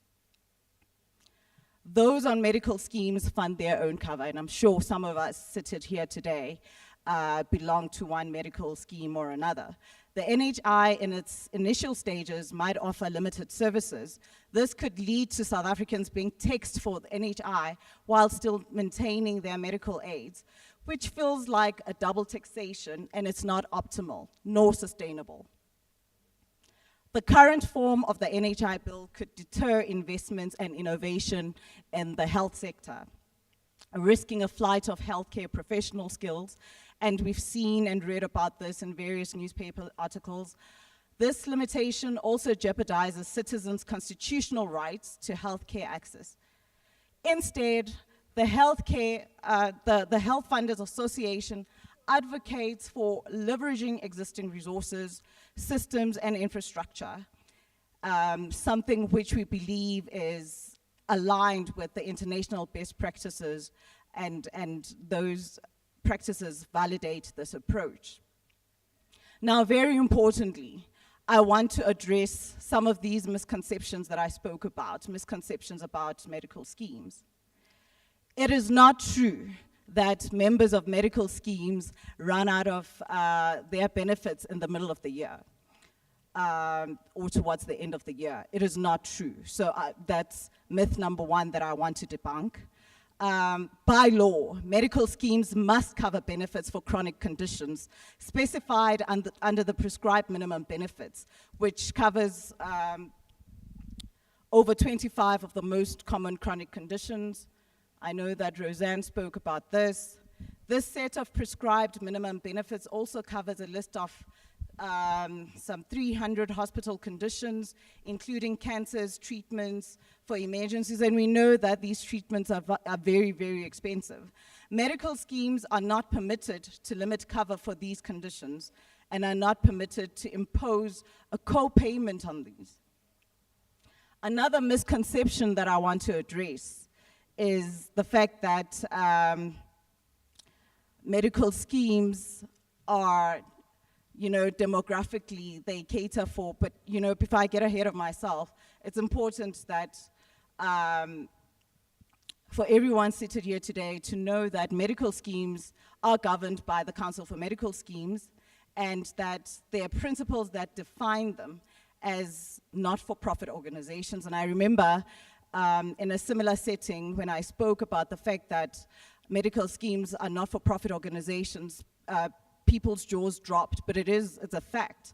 Medical schemes are not for profit, and they accept anyone who applies to be a member, whether they are old, sick, or young and healthy. They must be charged the same contribution level. These social solidarity principles also include the contributions that members pay. All of that is paid into one pool and paid according to the members' needs. So in other words, there is a system of cross-subsidization which occurs where those with greater healthcare needs are catered for by those with lesser needs. So, and without incurring catastrophic healthcare costs. So that's the one. And we believe that it will not be possible for the NHI to afford to provide comprehensive benefits for these, or because some of these are offered at a high cost. So integration and working together with government will enable NHI to be able to cater to these services. Another common misperception about medical schemes, as I mentioned earlier when I was getting ahead of myself, is that they mainly catered for the white population, and that is not true. What is true is that the higher proportion of the white population is covered. The fact is that the majority of medical scheme members are African or black, and the statistics are as follows. 47% of all medical scheme members are black, 35% are white, 11% are colored, and 7% are Indian. And some might argue and say, but South Africa has a small white population. That's factual, but it's not true that medical schemes only cater to the white demographic. I will now hand over to Dr. Paula Armstrong, who will take us briefly through the economic impact of NHI, and then I will come back to close this session. Thanks, Phumelele. Madam Chair, thank you, through you. I'd like to make 2 points about the economic implications of NHI as it stands at the moment. The first is that one of the identified sources of funding for the bill is the medical scheme tax credit. There seems to be a misperception that the medical scheme tax credit is revenue that goes to medical funds. This is not true. This is taxpayer money which increases take-home pay at the end of the day. Removing that tax credit will have a material impact on take-home pay for medical scheme members who are also taxpayers. There'll be a significant implication for people at the lower end of the income distribution. The second point I'd like to make briefly is what kind of tax implications we're looking at for the 200 billion rand that's been identified by the Department of Health, by the National Department of Health, as being necessary for the NHI. We've got the numbers in our graph there, what this 200 billion would translate into in terms of tax increases. To give you an example, it would be a 50% increase in VAT. It would be a VAT rate of close to 21% to cover that 200 billion. We're looking at a 36% increase in personal income tax and looking at corporate income tax increases of about 62%. So this is a very, very expensive way to expand universal health cover. There are different ways to do it. Many speakers here this morning have alluded to the opportunity for the public sector and the private sector to collaborate. There are very definite steps that can be taken to start with that imminently. One of these, for example, is the introduction of low-cost benefit options, which would allow taxpayers not yet belonging to medical schemes or who don't belong to medical schemes to access primary health cover via a medical scheme risk pool at a vastly reduced rate. So there are steps available immediately that can be taken that can get us towards a combined universal health cover offering. Thank you.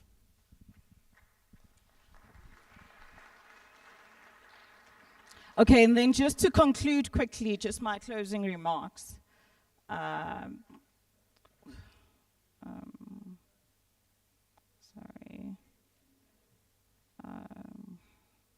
Okay, it's fine. Just to conclude on our submission, there's definitely a need for more collaboration approach, for a more collaborative approach to addressing health systems and challenges from a funding and provision perspective. The private sector has built up an enormous repository of expertise, experience, and other resources, and we believe that all of this is necessary if we want to see a universal health coverage that will benefit South Africa at large. We believe that amendments are required to governance provisions to entrench principles of transparency, independence, and accountability.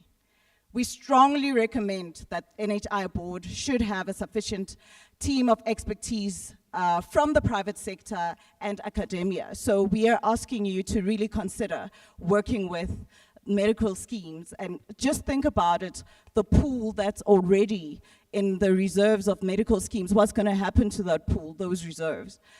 And then provisions to amend the Medical Schemes Act should be removed completely. And lastly, we urge that government considers the findings and implements recommendations of the Competition Commission's health market inquiry. We emphasize the need to integrate, collaborate, and not limit medical schemes in our journey towards universal health coverage. Thank you. Thank you very much, Ms. Phumelele, for your input. Without any waste of time, can I request the AFRI Forum to come upstage? We are listening, we have heard you, the notes are taken, you are supporting it. However, you've got issues that you are raising that need to be catered for. So we thank you. AFRI Forum, I don't have a name that was given to me. I just know it's AFRI Forum. We've been together several times. I think today is the third time, if I'm correct. You are welcome to do your presentation. Thank you. Thank you, Honourable Chairperson, and thank you also to the previous speakers and to the input already given. I would like to build on that from AfriForum's side. My name is Louis Boshoff, and I am speaking on behalf of AfriForum's more than 300,000 members. So during this submission, I want to focus on the actual problems with or facing the South African healthcare system, hampering healthcare provision in South Africa, and I would like to provide some alternative solutions which will be better than the current proposed NHI system. So the first problem facing South African healthcare is that there are not enough healthcare providers in the country. The latest statistics indicate about 1 doctor to every 3,200 South Africans. This means if we were to take this hall to represent South Africa, there would be more or less 1/10 of a doctor in South Africa, or in this hall. I don't know if you saw the guy, he must be like really small if there's 1/10 of a doctor here.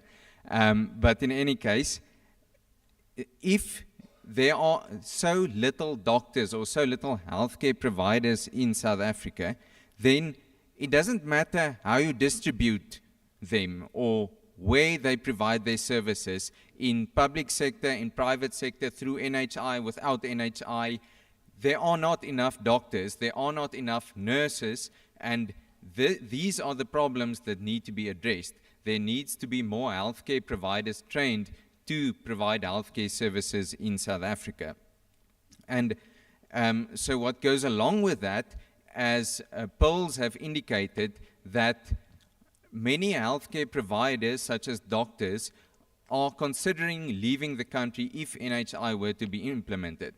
Now, this has been discussed to some extent, and some proponents of NHI have said, no, they are wrong to consider leaving South Africa. It will not be necessary for them to leave South Africa. And that may be the case, but polls indicate that doctors are intending to leave the country, and that will happen whether they are correct to leave the country or not. And that will leave us with less healthcare provision in South Africa.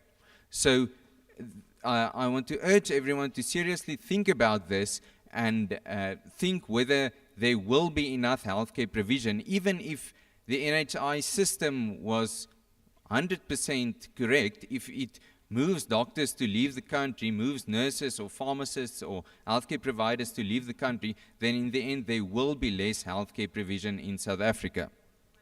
Secondly, and tied to that, is a problem with the financing of healthcare in South Africa, which is insufficient.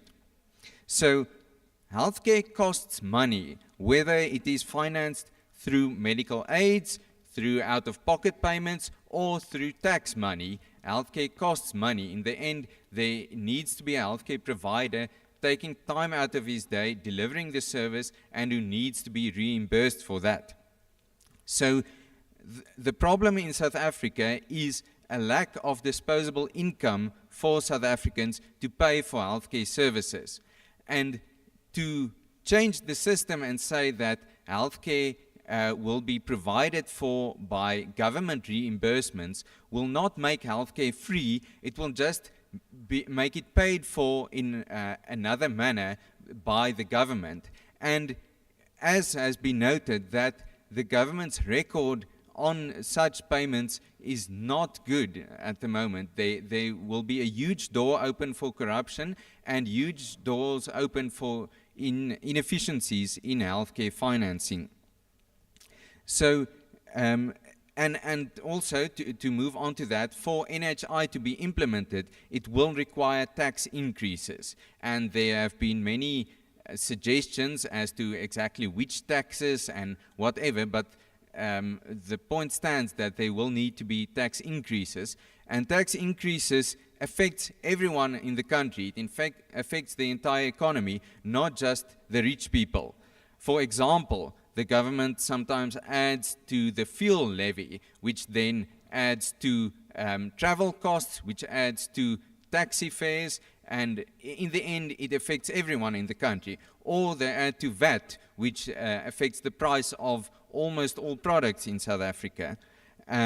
So the problem with NHI is that if a new fund is to be started, it needs to be funded through tax money, which will in the end affect everyone in the country.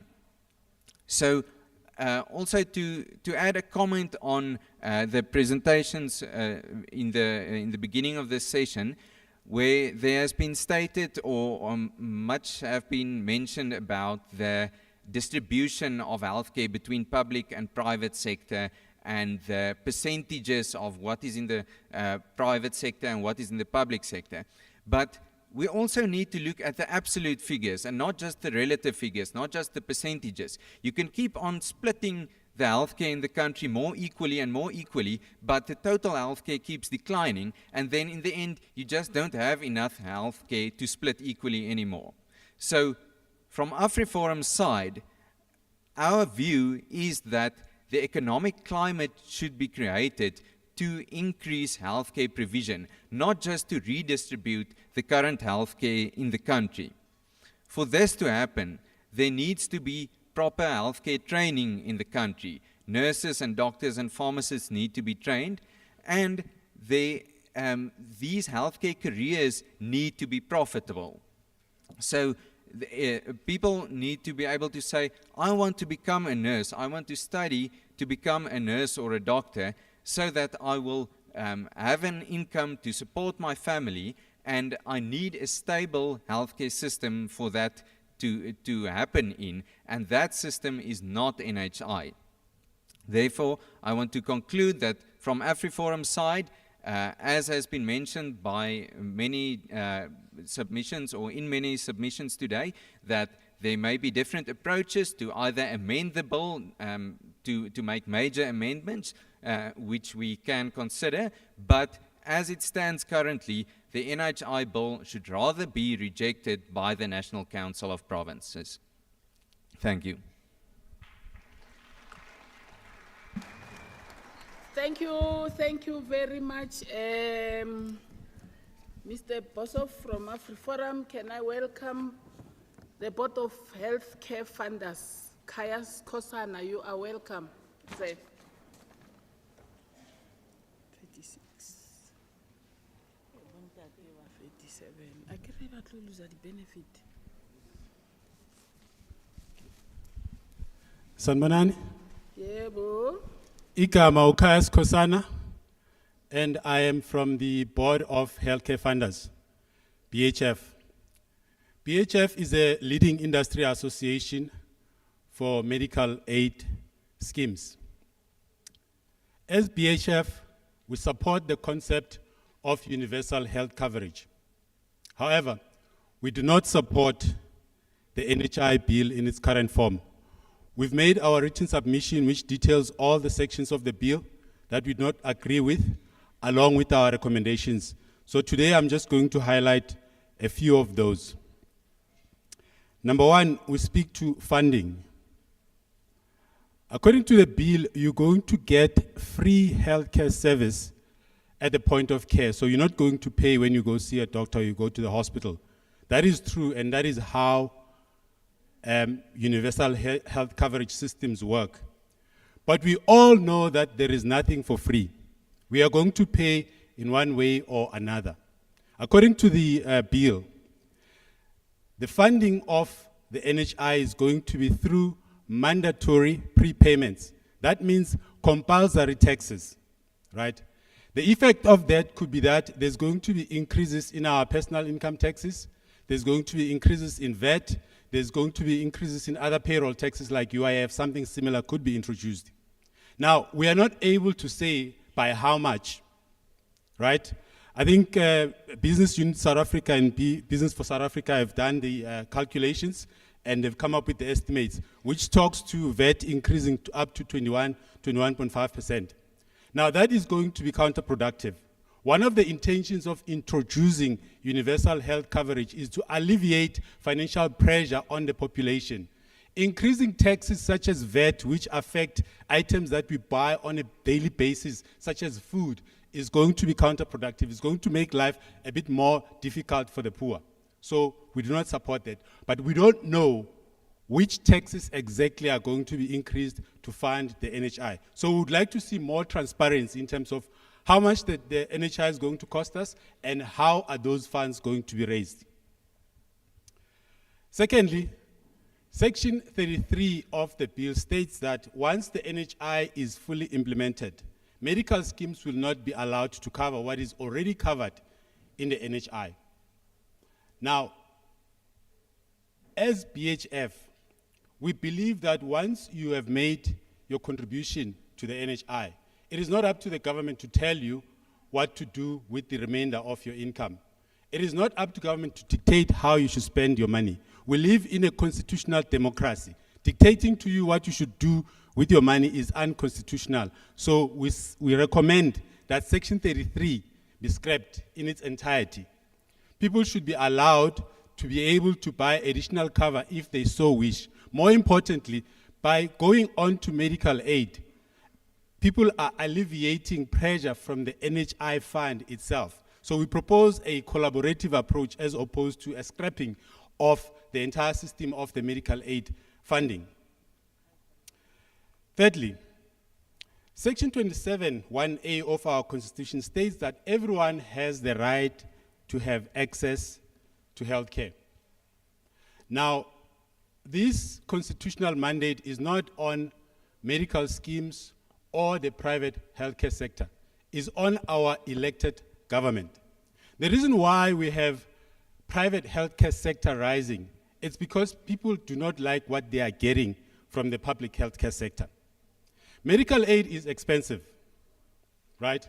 So we should all be able, because we are taxpayers, we pay for the public healthcare system. So one way of looking at paying tax is that we're not paying tax, we're actually buying services from the government.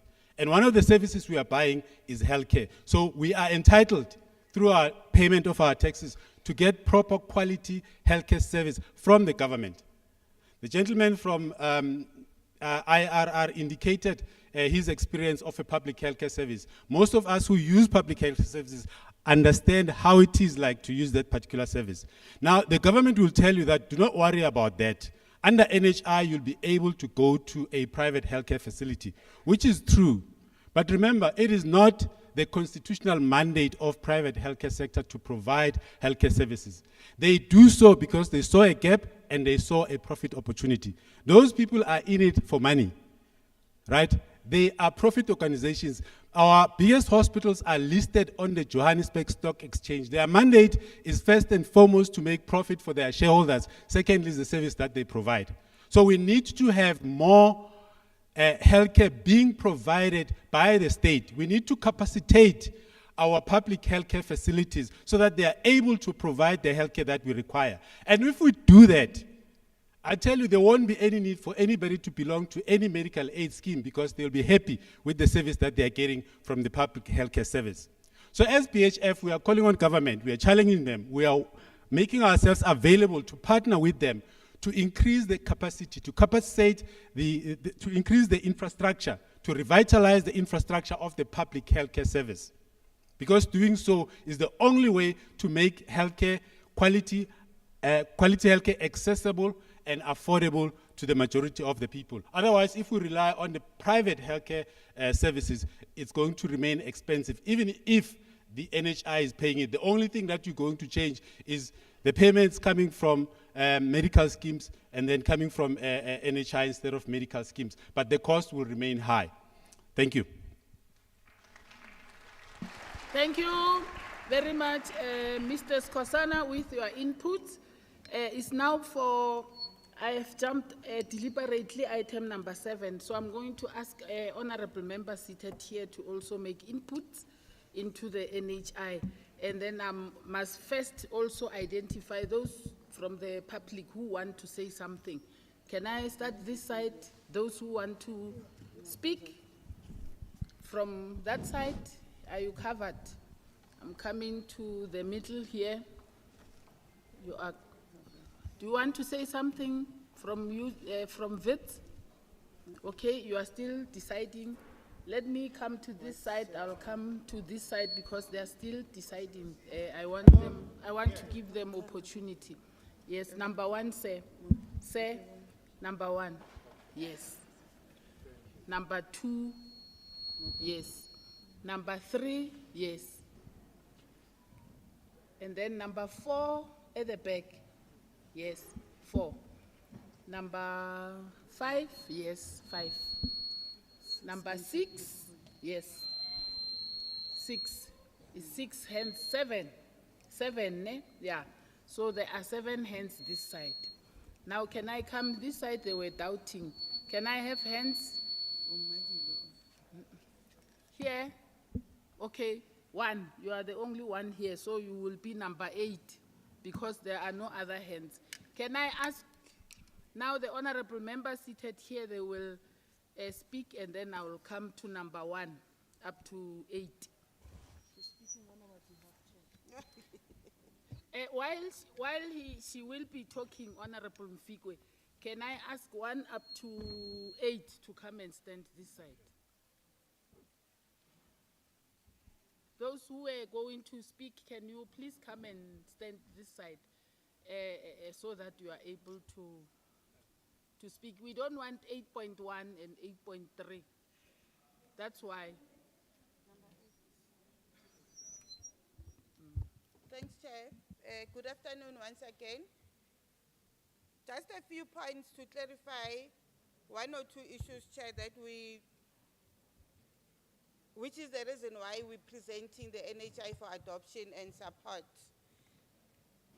Appreciating the comments and the willingness of stakeholders to work together with government in cleaning up the bill and making sure that it is indeed proper and understandable for everybody. The spirit of the NHI is to create access for universal health to everybody, not just to a sector or a section of the community. It is meant to protect the right of every citizen to have access to universal health care. We cannot sit here, Kaya, not Kaya, the lady here, Phumelele, and say to the community, medical aids do not deplete. Medical aid does deplete. Yafela. Come September, October, users of medical aid do not have benefits. Users of medical aids do not have benefits. September, October. I'm a chronic patient. I am on medical aid. What I have now is what I can get for my chronic medication. If I get injured, I can't get service at any pharmacy. And that is why NHI wants to address that there must never be a time in the year where people do not have access to basic health care. And that is why we appreciate the engagement with medical aid companies that says, let's see how we're managing that gap. But the reality is, medical aid is service. It's there. And we can't mislead communities in our fight against the adoption of the NHI and say to them, it's not true that medical aid yafela. Yafela. Not everybody is a chronic patient. Not everybody. So for chronic patients, yes, because it's a chronic patient that must always have access to medication the year through. But the reality is we need to make sure that through the NHI and working together with medical aids, no one gets to suffer because akuna provision in the medical aids. Universal access is for, the census just said in the country about 62 million. So NHI says we, through government, and yes, through taxes, and you tax the people that must be taxed, not the people that you know who they don't have means or income. How do you tax a person that is poor? But you tax bothi ba sebetsang. You tax bothi who must pay fuel levy for them to fund support for people that do not have income. Yes, taxes are going to be introduced. We will complain, of course, because they are going to be steep on us taxpayers.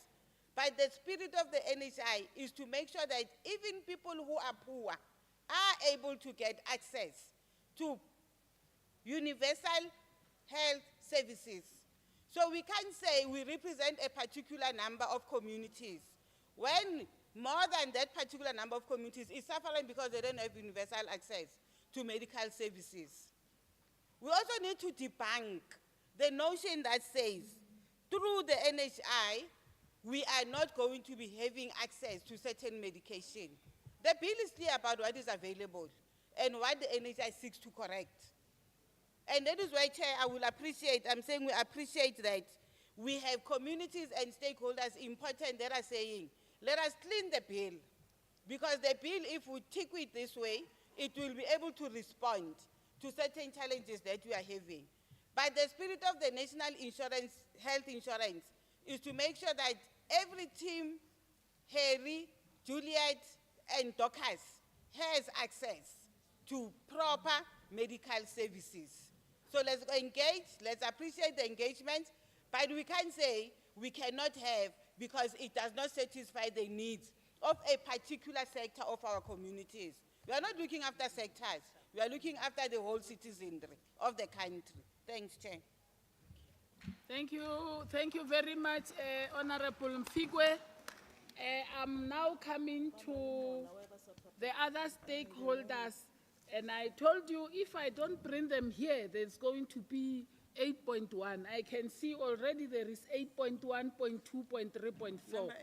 And I'm not going to, I mean it's 7.1.2.3.4. I'm not going to remove you from the queue. You are very important because you've got issues you want to share with us. Can I get number 1? 3 minutes. Your time. How much time? 1. But we are tired. Oh, but at 3, because there are not many. In other areas, we've got 40 speakers. Mara here is very few. Let's just 3 is enough. We are almost done. Thank you.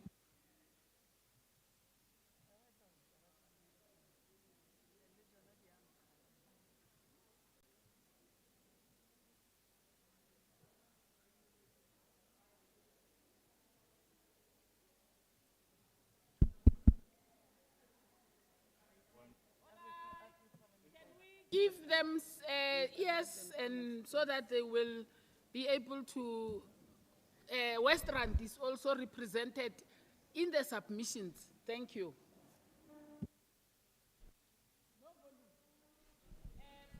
People of the volume, assist please.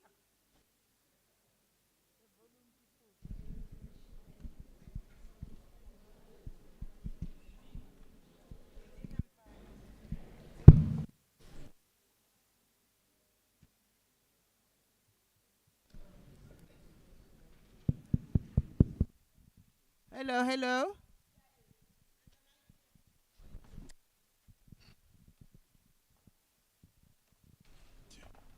Thank you. 1, 2. Thank you, Chair Lady. My name is Bishop Sipho Walter Hobbs. I'm from the faith-based sector. The the idea and the conception of NHI was a very good intention in mitigating the quality of healthcare provision, irrespective of economical status of our people. But my deepest concern is when I was a young boy, I was involved in some talks like this about the NHI, and I'm retired now. It has never taken shape, you know. And from the presentation I heard that it was the rolling out of this started in 2011, and it is going to be implemented in 2028. Now, my biggest concern is that what are the causes of such delays? Is there a lack of the required skill set to make this effective to our people, or expertise, or is there a lack of political will, or what? What was the cause of this noble intention to take so long? Because we know that healthcare is a human right. Now, if it is a human right, it should have been given the proper attention to address the healthcare needs of our people, because the healthcare needs of our people are a prerogative and a responsibility of government. Now, if the government takes such a long time, there is something wrong. And today we want to know what has been wrong for this thing to be rolled out until it took so long. Thank you so much. Thank you, Muruti. Number 2. Thank you very much, Chair. Thank you very much, Chair. My name is Tendo Mposi from Ward 54, and then from organization called Dinosa. As Dinosa in Gauteng is supporting the mandate to say, let the NHI bill be signed so that it can be implemented, the sooner the better, with the following inputs. To ensure that each and every individuals, they should be knowing that access to health care is started at the clinic. Because if you don't start at the clinic, you are going to end up at Shalom Matlake for 17 hours because you did not follow the referral route. Let the citizen of South Africa knows that you start at the clinic. From the clinic, then you follow the process that need to be followed there. Then on the issue of establishing the board, we really appreciate to say that let the minister have the right to recommend the board, but the executive cabinet be the one that give the right or appoint all the board members.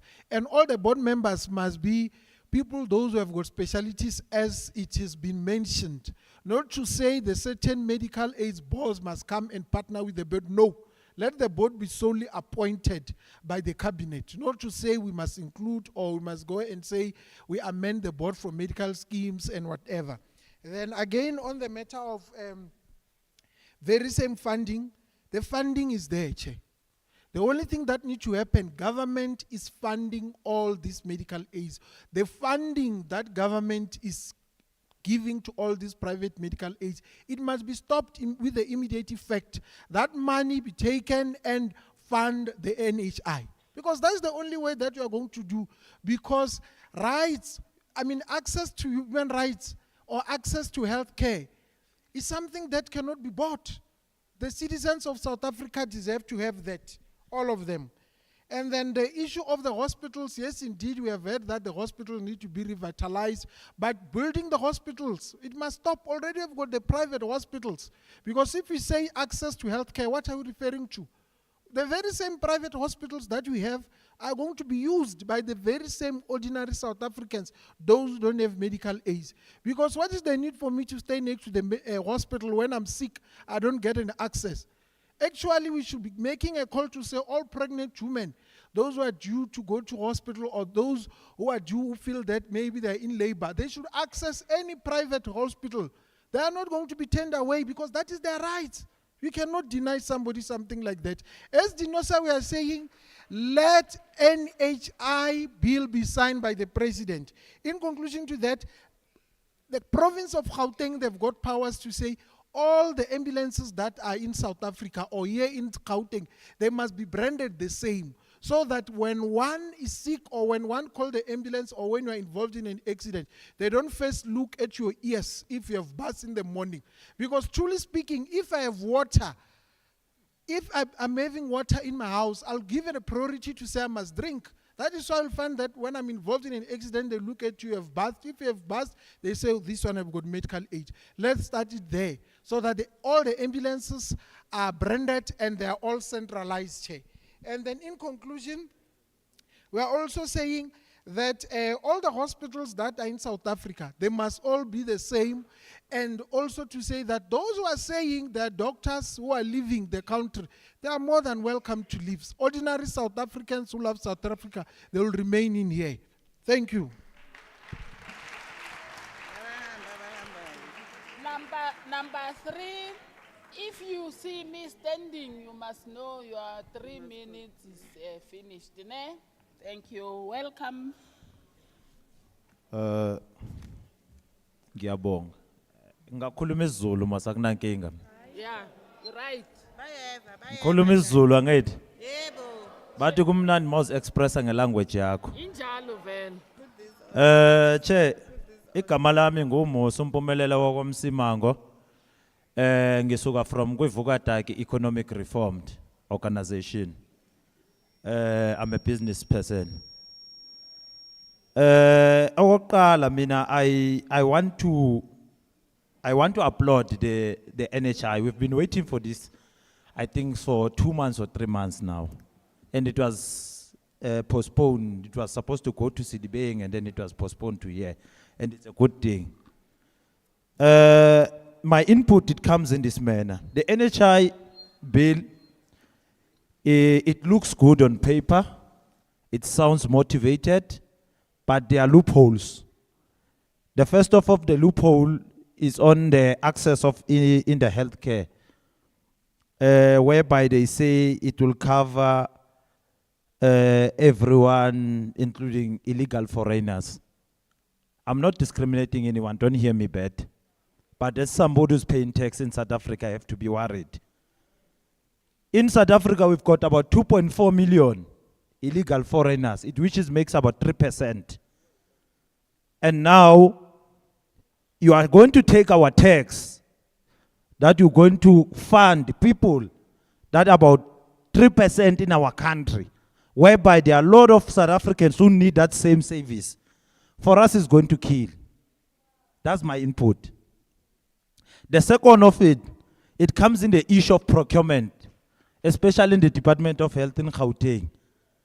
They've got a problem and the tendency of not paying the service providers. I'm speaking from experience, by the way. Since from 2020, there are service providers in Gauteng under the Department of Health who are still waiting for their payments, that they rendered their service during COVID.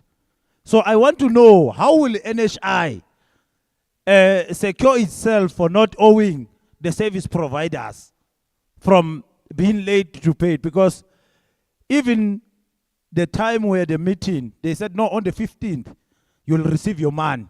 Even today, people haven't received their man. So we want to know the strategic forms and the plans in place from the NHI itself to say, as service providers, this is how we're going to pay you in time after you rendered your services.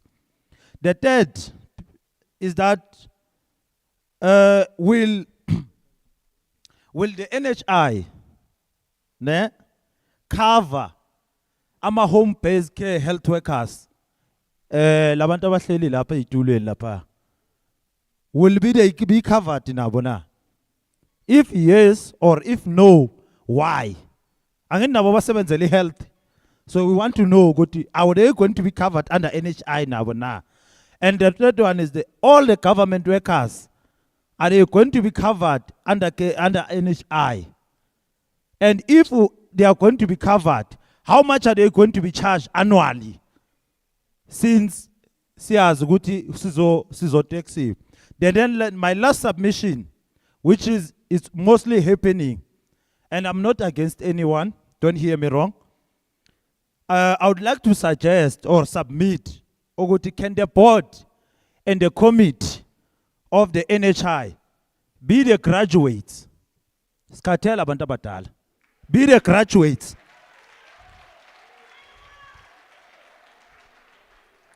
Be the graduates and mostly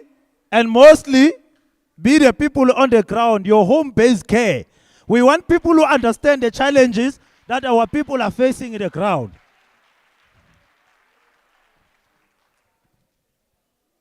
My last one, Chair, I'm finishing. Yahamba, Mama, yes. I'm finishing.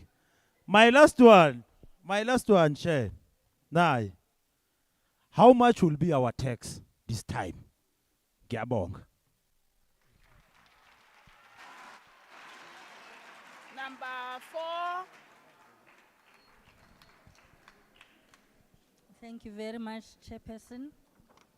And also I would like to thank the Gauteng Provincial Legislature. Am I audible enough?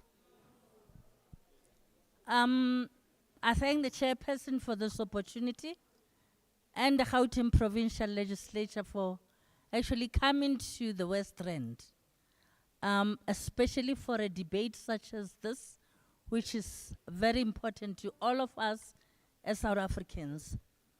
My name is Pastor Moko Hobbs. I'm representing Sterkfontein Hospital Board.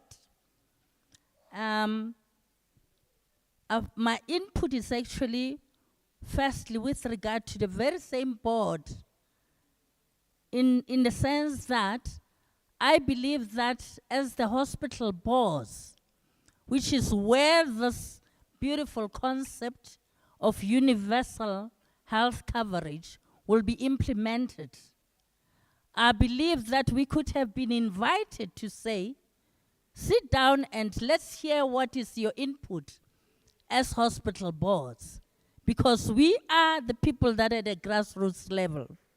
We are representing the civil society in the hospitals. I hope you've noted that. And also, another thing that I want us to look at is that as civil society representatives, we're looking at the well-being of our people. And I believe that right now, as the hospital boards, we believe that this concept is actually going to be, our question is that, is it going to be feasible now? In the sense that representing the civil society, where there is so high rate of unemployment, and the concept will be funded by the national government through taxpayers. Now, with the economic status of the country due to unemployment, how is this going to be feasible? How is this concept going to be effective to cover the needs, the health needs of our people? So I'm saying let's look into that as well. It is a beautiful concept on paper and as we talk about it, but in terms of implementation, is it going to be feasible? So I would like us to look into that and say that as a South Africa, with the economical rate and with the people being not economically active, how are we going to do this? Thank you very much.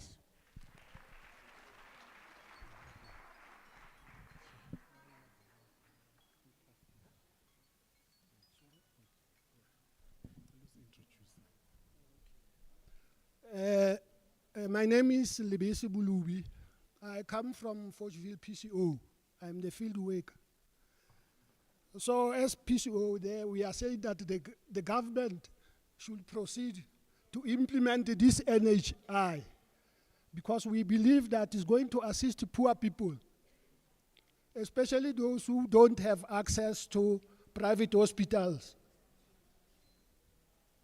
access is very key, because if you don't have medical aid, you can't access private hospital. We are saying that the government must also look into the question of private hospitals for accessibility, because we want poor people, these poor people who are sitting there, to be able to access private hospitals without medicals, because we know that those who are crying here about medicals and so forth is because they make money out of medical.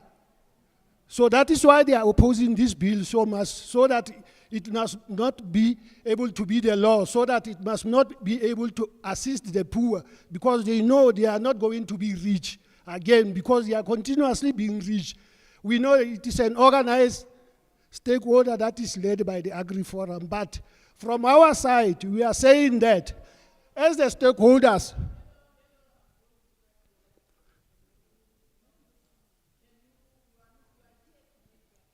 okay. But you are not here to talk about what others want. These stakeholders here, they are enriching the bill. They are not refusing the bill, but they want certain things to be addressed in the bill. So you can't. And I actually, when you've got other places to make your inputs. So can you conclude? Okay, as I conclude, we are saying that the government should proceed. We give the government mandate to continue with NHI bill to make it the law. Thank you. Can I welcome number 6? Hello. Good afternoon, everybody. Protocol observed. My name is Cynthia Matiase. I'm the specialist in employee benefits. I own a company. Plus, I'm a board member in one of the government hospitals. My main concern in this current structure, the NHI, I am not in support of it. One, because I think it has been rushed. The pilot, the hospital that are being piloted, we do not know what are the pilot results. Two, in terms of the medical aid or private healthcare sector, in the medical aid, for example, I think there'll be a better coordination in terms of the board members assisting the government on how to collect the monies that are being owed by the government, by the private healthcare to the government. Because on the healthcare plans, what they have is they have your PMBs, and they will say that we will pay PMB at a public hospital. So when people are admitted in public hospital for cancer, for diabetes, whatever the PMB is, the government will not go and collect that money, even if people have got medical aid. And for example, with Momentum, they've got a plan that they call Ingwe. So they will have all the private doctors on a day-to-day basis. However, on admission to hospital, they refer them to government, but the government does not go and collect. So for me, that's the thing that the government needs to look at it thoroughly and correct the wrongs that are happening at the local government, at hospital level first, to collect from the private healthcare in order to raise. The other part that I would like the government to have a look at is the funding. It's not clear where this funding is going to come from to fund the NHI. And finally, on my comments, it is with the funding. Currently, there is Masakane, I know in the Gauteng as a whole, that do the laundries and all of that.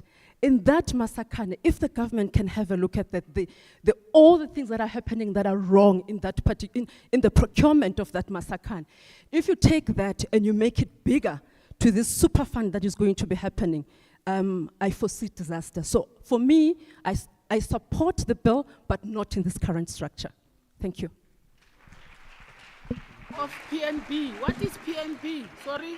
Hello? Hui? I'll see. PNB King. Huh? Please. Minimum benefits. Oh, thanks. We get number 7. Thank you, Chairperson. My name is Benjamin Mohoje, coming from the National Health Laboratory Service.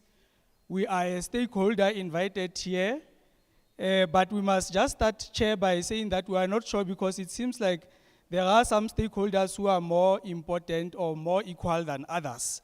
But be that as it may, Chair, as the NHLS, we fully support the National Health Insurance Bill because it's going to unify a fragmented healthcare system.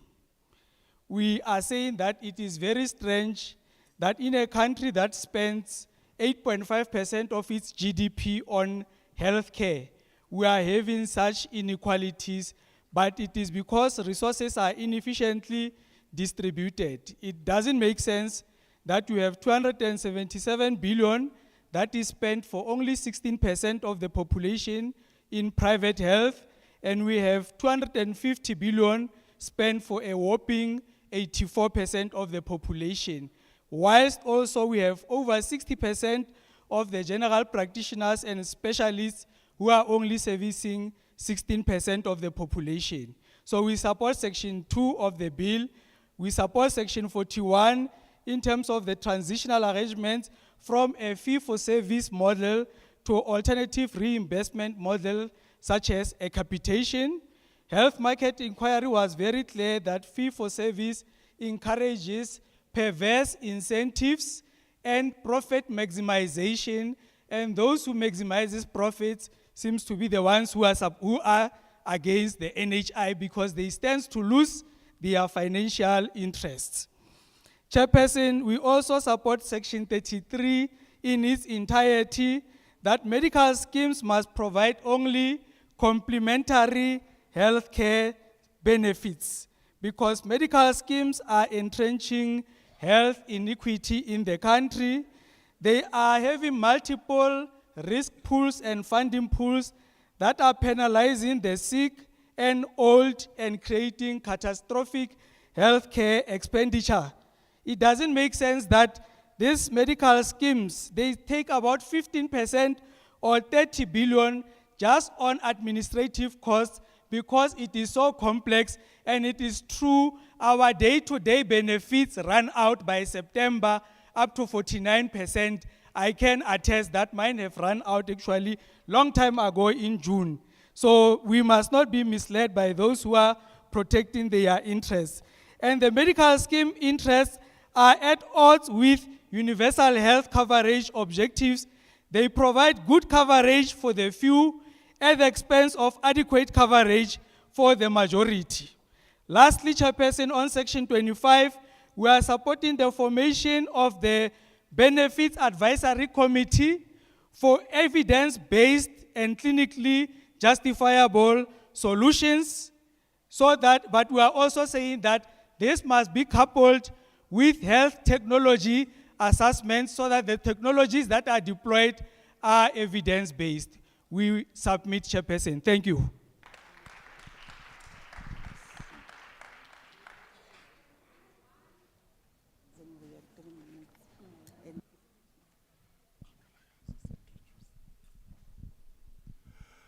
Hamanda, Hamanda, Mata. Ke dumedisitse batho ba baholo. Ka lebitso ke nna Thapelo Mokoni, ke tswa mokgatlong wa Treatment Action Campaign.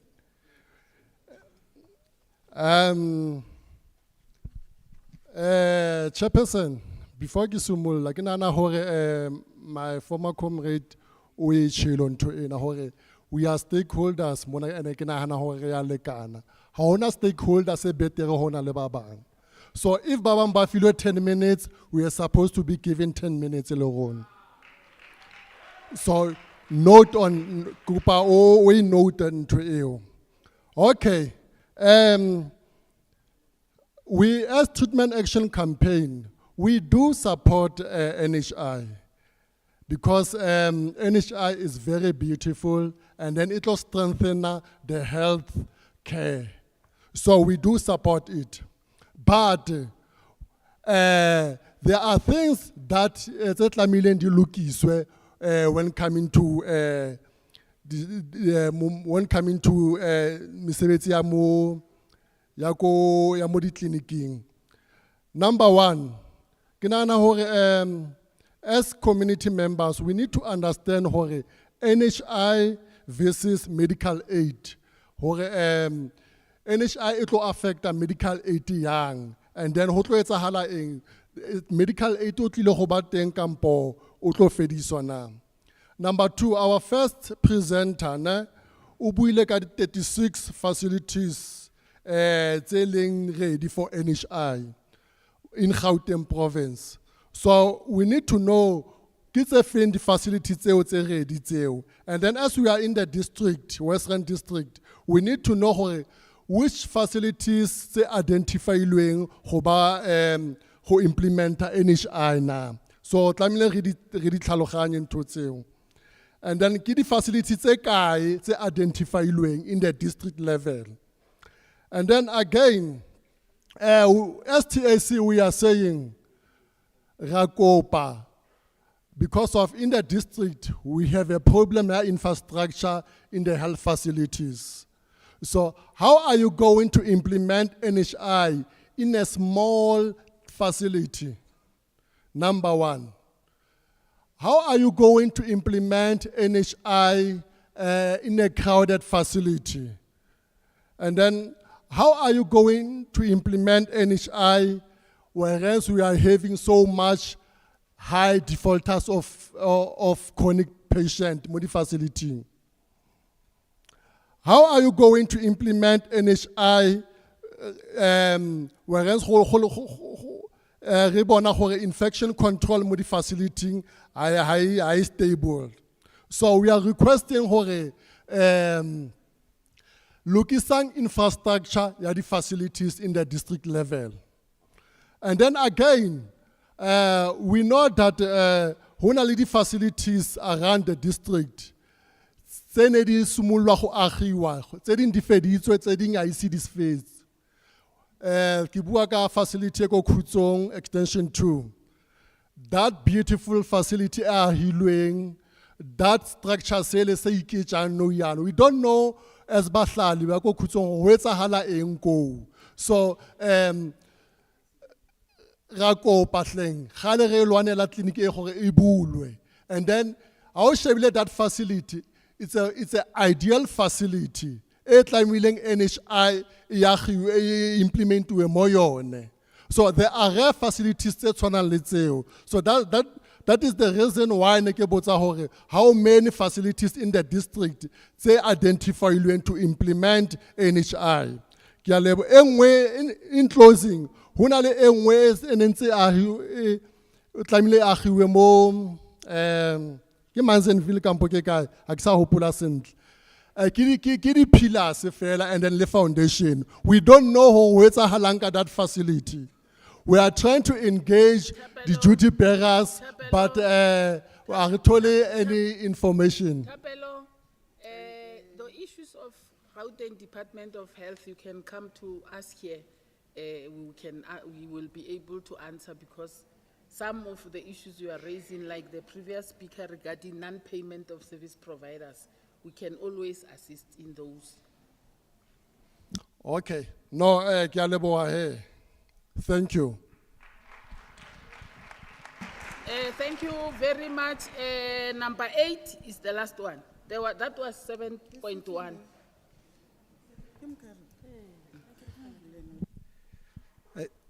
Thank you very much, Chairperson, Dr. Onas Mukari. I'm from the Progressive Professionals Forum, which is a body comprised of professionals such as doctors, other healthcare workers, academics, business people. We are here as a Progressive Professionals Forum. Sorry, Doc. It's not based on what you are going to say. The car with registration number KV01PSGP, Renault, can you please give someone space? Your car has blocked the way.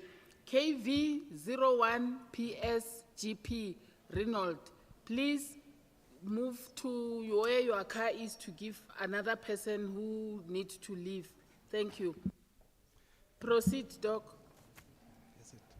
Okay, thank you very much, Chairperson. I hope you won't start counting the time from now.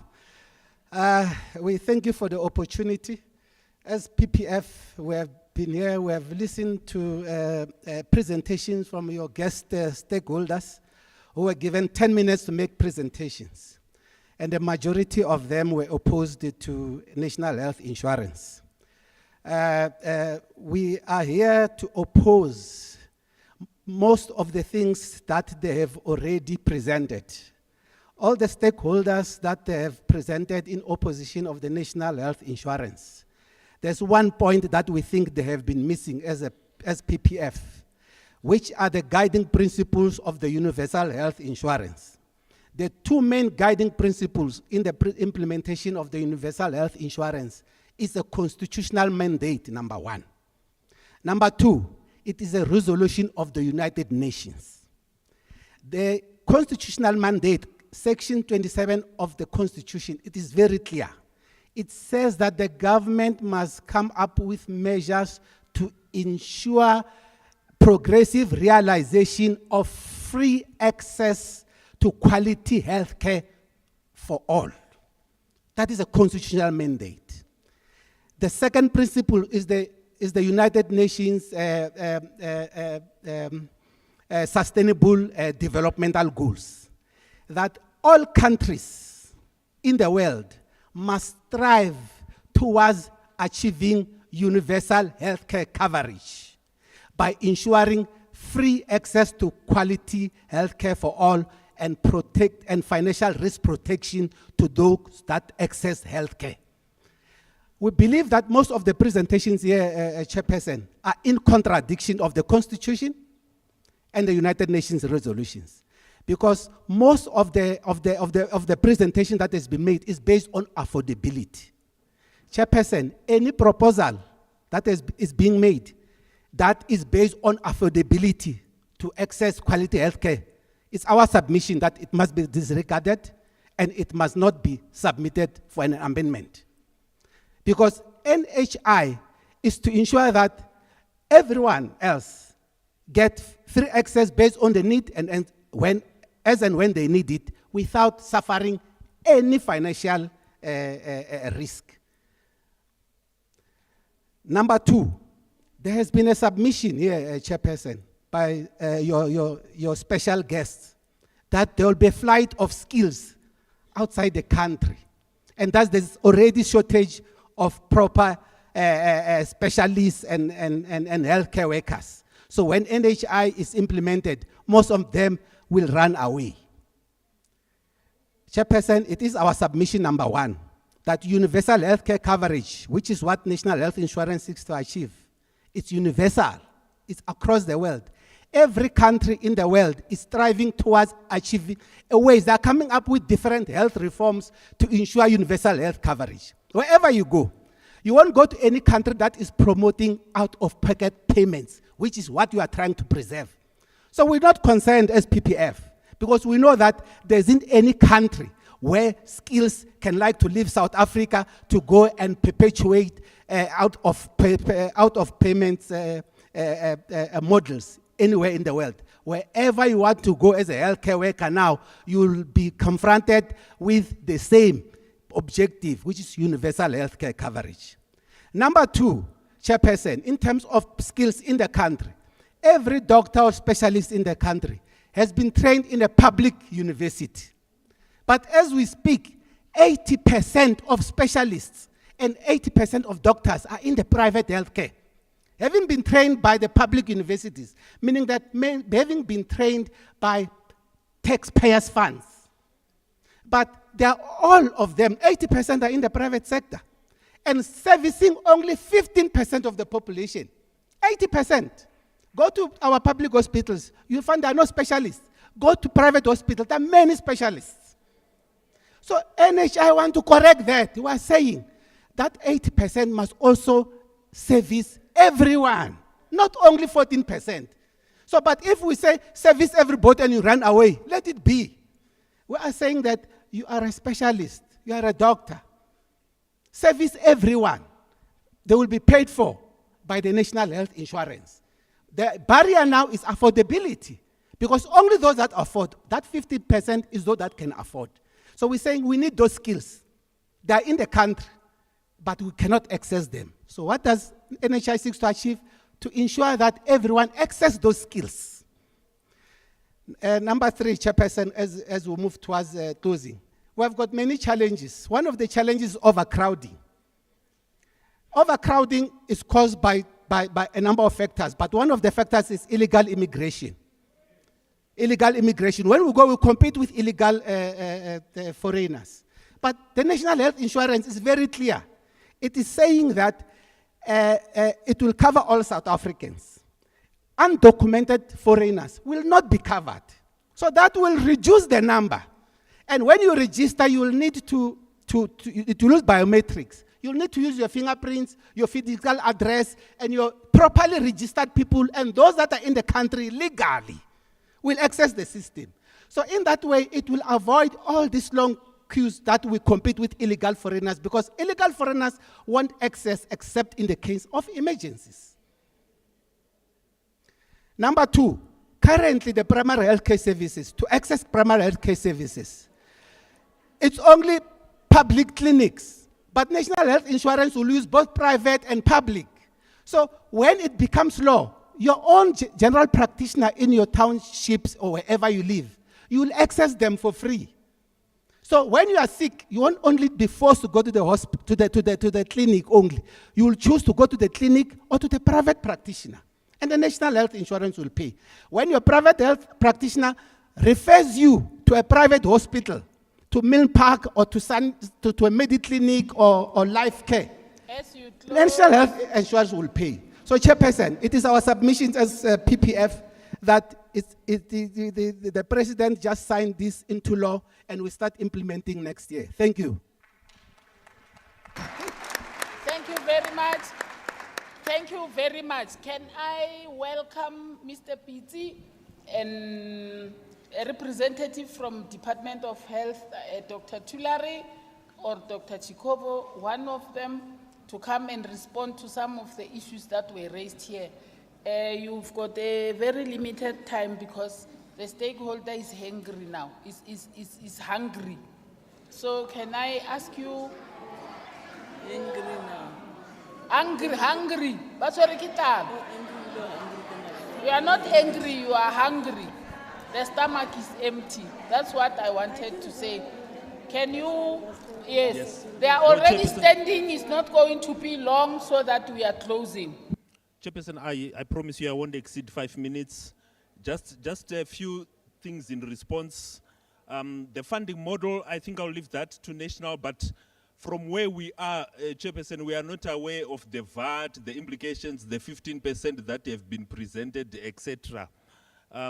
There was an issue, Chair, around the medical aid tax and an implication to say that is our money. I think what is often forgotten is that every employer, thereafter they go to SARS and they claim medical aid tax rebates. So clearly it is public money.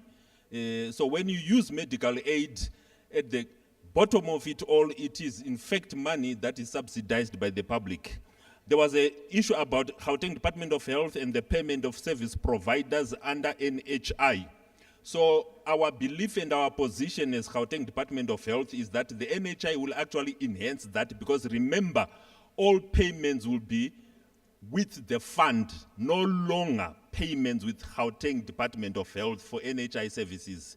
Anyone who is going to give or offer NHI services, they will recover payments or their monies from the fund itself directly. When we have time, we'll speak about what we call the strategic purchasing, etc. Is NHI concept feasible? Here is a simple answer without us debating about it. Is the status quo feasible, where the vast majority are excluded in the very same set of factors of high unemployment, extreme poverty, high medical inflation, which is exceeding your CPI? Is the current status then feasible? Or we are simply building up for the rebellion of the uninsured? Pilots have been conducted. Those documents are on the public domain of the National Department of Health website. Board members helping government. Everyone is welcome. It's not just board members. Everyone is welcome to make their inputs. This is the second set of inputs. There was one in 2019, 2020, public, etc. And government has no intention of working with a section, but the intention is everyone. NHI is going to be citizenship honored. The funding of NHI, just to indicate, the bill is very clear to say the funding mechanism, because I did see two mechanisms here which are very ambitious, but the reality is government is not aware of them. The NHI funding mechanism, how the monies will be raised, will in fact be announced and is the prerogative of the Minister of Finance. So if people are busy indicating increases, huge increases of VAT and whatever, etc., fair and fine, but it's not what is in the bill. And the funding mechanism is going to come from the NHI. The last one was the issue on NHI versus medical aid, etc. So in reality, the position is that once NHI kicks in, the monies that were being earmarked for your rebates, those become directed towards the fund. So if you are employed, you are not expected, as far as the bill is concerned, to pay medical aid deductions. What you'll pay in two forms: there is an employer payroll tax, then there is a surcharge on the individual tax. That is what we actually read from the bill.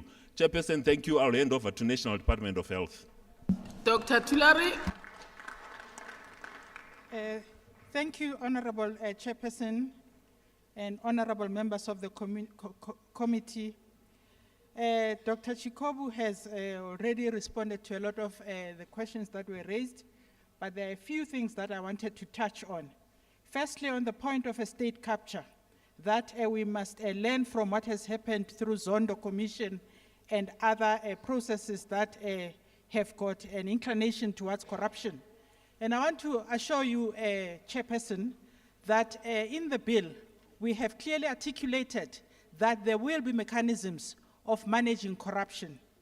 And this includes internal processes within the fund, as well as external processes where the public can complain. But in addition to that, we as a sector have started a process working with other corruption-busting agencies, such as the SIU, including the BHF itself is represented in that. We have got labor, we have got treatment action campaign, and in terms of Section 27, that is represented in a mechanism that is going to oversee corruption that may be emanating from the practices of the fund. And the practices of the fund are not necessarily from the fund itself. It may be from providers, it may be from users of the health system, it may be from any other angle where risk is. And we have mapped where the risks are, and we are managing that. There is another point that was raised that I want to touch on vouchers, that communities, most of us who are 85% or 86% of the population who do not have medical aids must ask government to give you vouchers. The principle of universal health coverage is not that you must stand alone. We must work together based on the principle of solidarity. So if you have a voucher and you get sick and you must have a very, very expensive operation, you are not going to be able to cover yourself if you only have your one voucher. But if we pull together and we have a collective way of combining our resources, we'll be able to cover ourselves for expensive interventions. So I want to plead with you that do not be tempted because you think you'll get a voucher and go and see your GP. It will not be enough when you are sick. When you are really, really sick, you need that collectiveness. We in communities like here in the townships, we use stokvel. We combine, and then we buy together at the end of the year, because that's the power of community, collectivity, So please be warned that you must not fall into the trap of thinking that a voucher will save you. I think they have spoken, their colleagues that have responded also to flight of skills. I want to also address another point that was raised, Honorable Chair, around the role of provinces and that the budgets are going to be reduced. If you look at how NHI is structured, we are going to be allocating certain funding towards personal healthcare services, but the health budget will remain for non-personal healthcare services. And those services are going to be delivered in various spheres of government. And you look at clause 32 of the bill, which indicates that certain functions will remain at national, certain functions will be retained at province, and certain functions will be delivered by individual providers. So the role of the province is not really marginalized, and the allocations that are going to go towards provincial budgets are going to be aligned to the type of service that they are going to be expected to deliver. So it's not going to be business as usual. And if you recall what was in the NHI policy, it was saying that we are overhauling the entire health system. It's an overhaul. It's not business as usual. Because all these problems that we have listened to are because it's business as usual, and the business must change now. And the change is going to, in fact, impact on how provinces function, how districts function, and how medical schemes function. It's the overhaul. If you recall Dr. Motsoaledi, he used to even express it in this way. We are overhauling the system. Dr. Chikobu has spoken about sources of funding, and I just want colleagues to go through the bill very, very carefully and look at where it makes a reference to increase in VAT. There is no reference to increase in VAT. We are fully cognizant that VAT is a regressive tax. It affects the poor very, very adversely. And we have never had any mention of VAT in the bill. So we request that, that be noted by the committee that, this is not correct. It's actually clause 48 and 49 of the bill that explains very, very explicitly where the sources of funding are going to come from.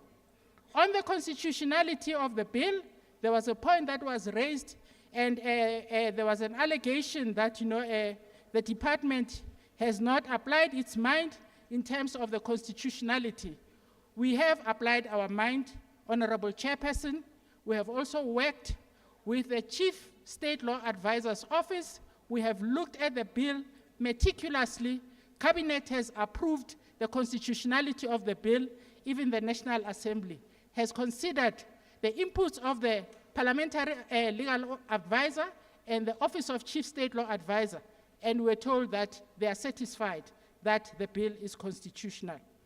I want to also clarify something else that I had being said, that we are not encouraging collaboration between the public and private sectors. And I want to dispute that the bill does not in any way discourage collaboration between the public and private sectors. In fact, the basis of NHI is that it is going to use services that are delivered in the public and the private sector to make sure that there is access to those services. So it might be one aspect of the private sector that believes that they are not adequately catered for, but I think in terms of service delivery, the private sector is adequately taken care of, and we will be using all those who are in the private sector who are willing to be accredited and contracted to provide these services.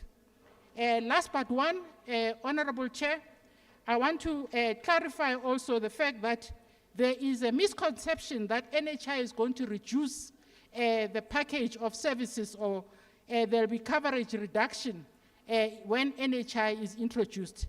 It cannot be further from the truth. NHI is going to cover a comprehensive set of healthcare benefits, and it will be done progressively in an incremental fashion based on Section 27 of our Constitution within the available resources that the country has. And then the last one is, the last point that I wanted to address, Honorable Chair, is another notion that, you know, NHI is going to prohibit providers that are not contracted to the fund not to deliver services. That is not true also. Anyone who does not want to contract to the fund, as long as they comply with other requirements, such as being registered with your professional regulator and also being accredited or certified by the Office of Health Standards Compliance, will be at liberty to provide services in this country. There is nothing that says that they will be prohibited. In terms of funding, that will be their call, whether they want to contract with the fund or not. I thank you, Honorable Chair. Thank you. Thank you very much, Dr. Chikovo and Dr. Tulari, for responding to the issues that were raised by the stakeholder present here today.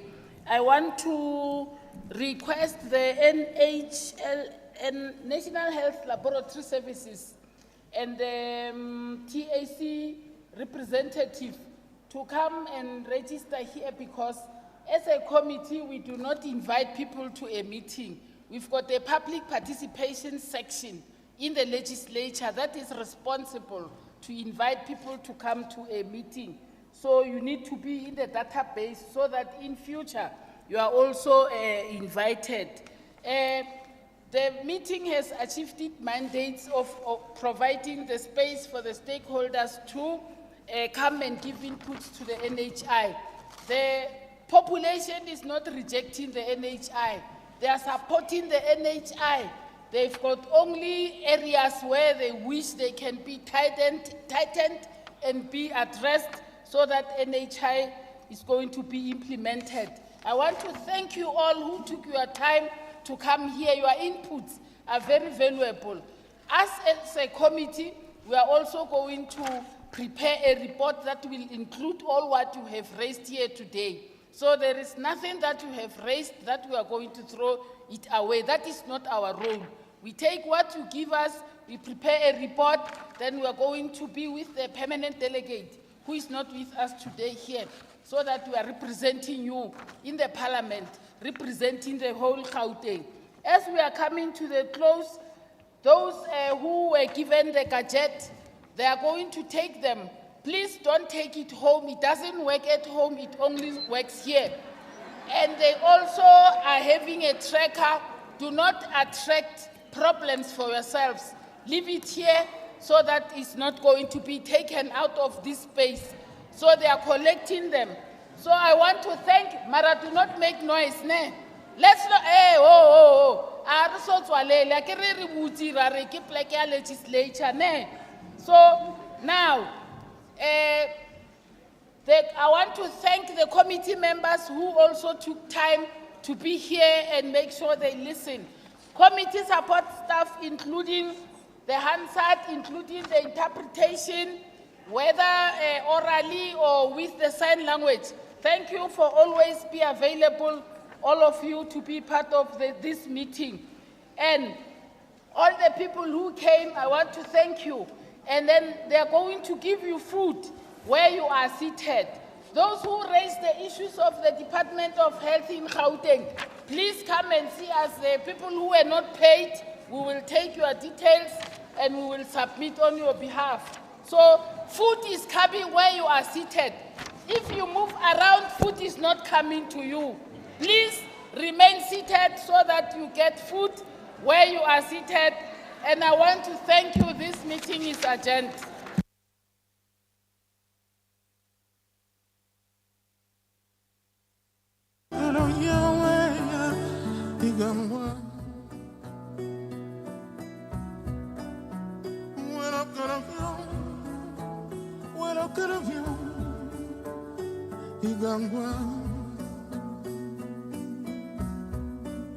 And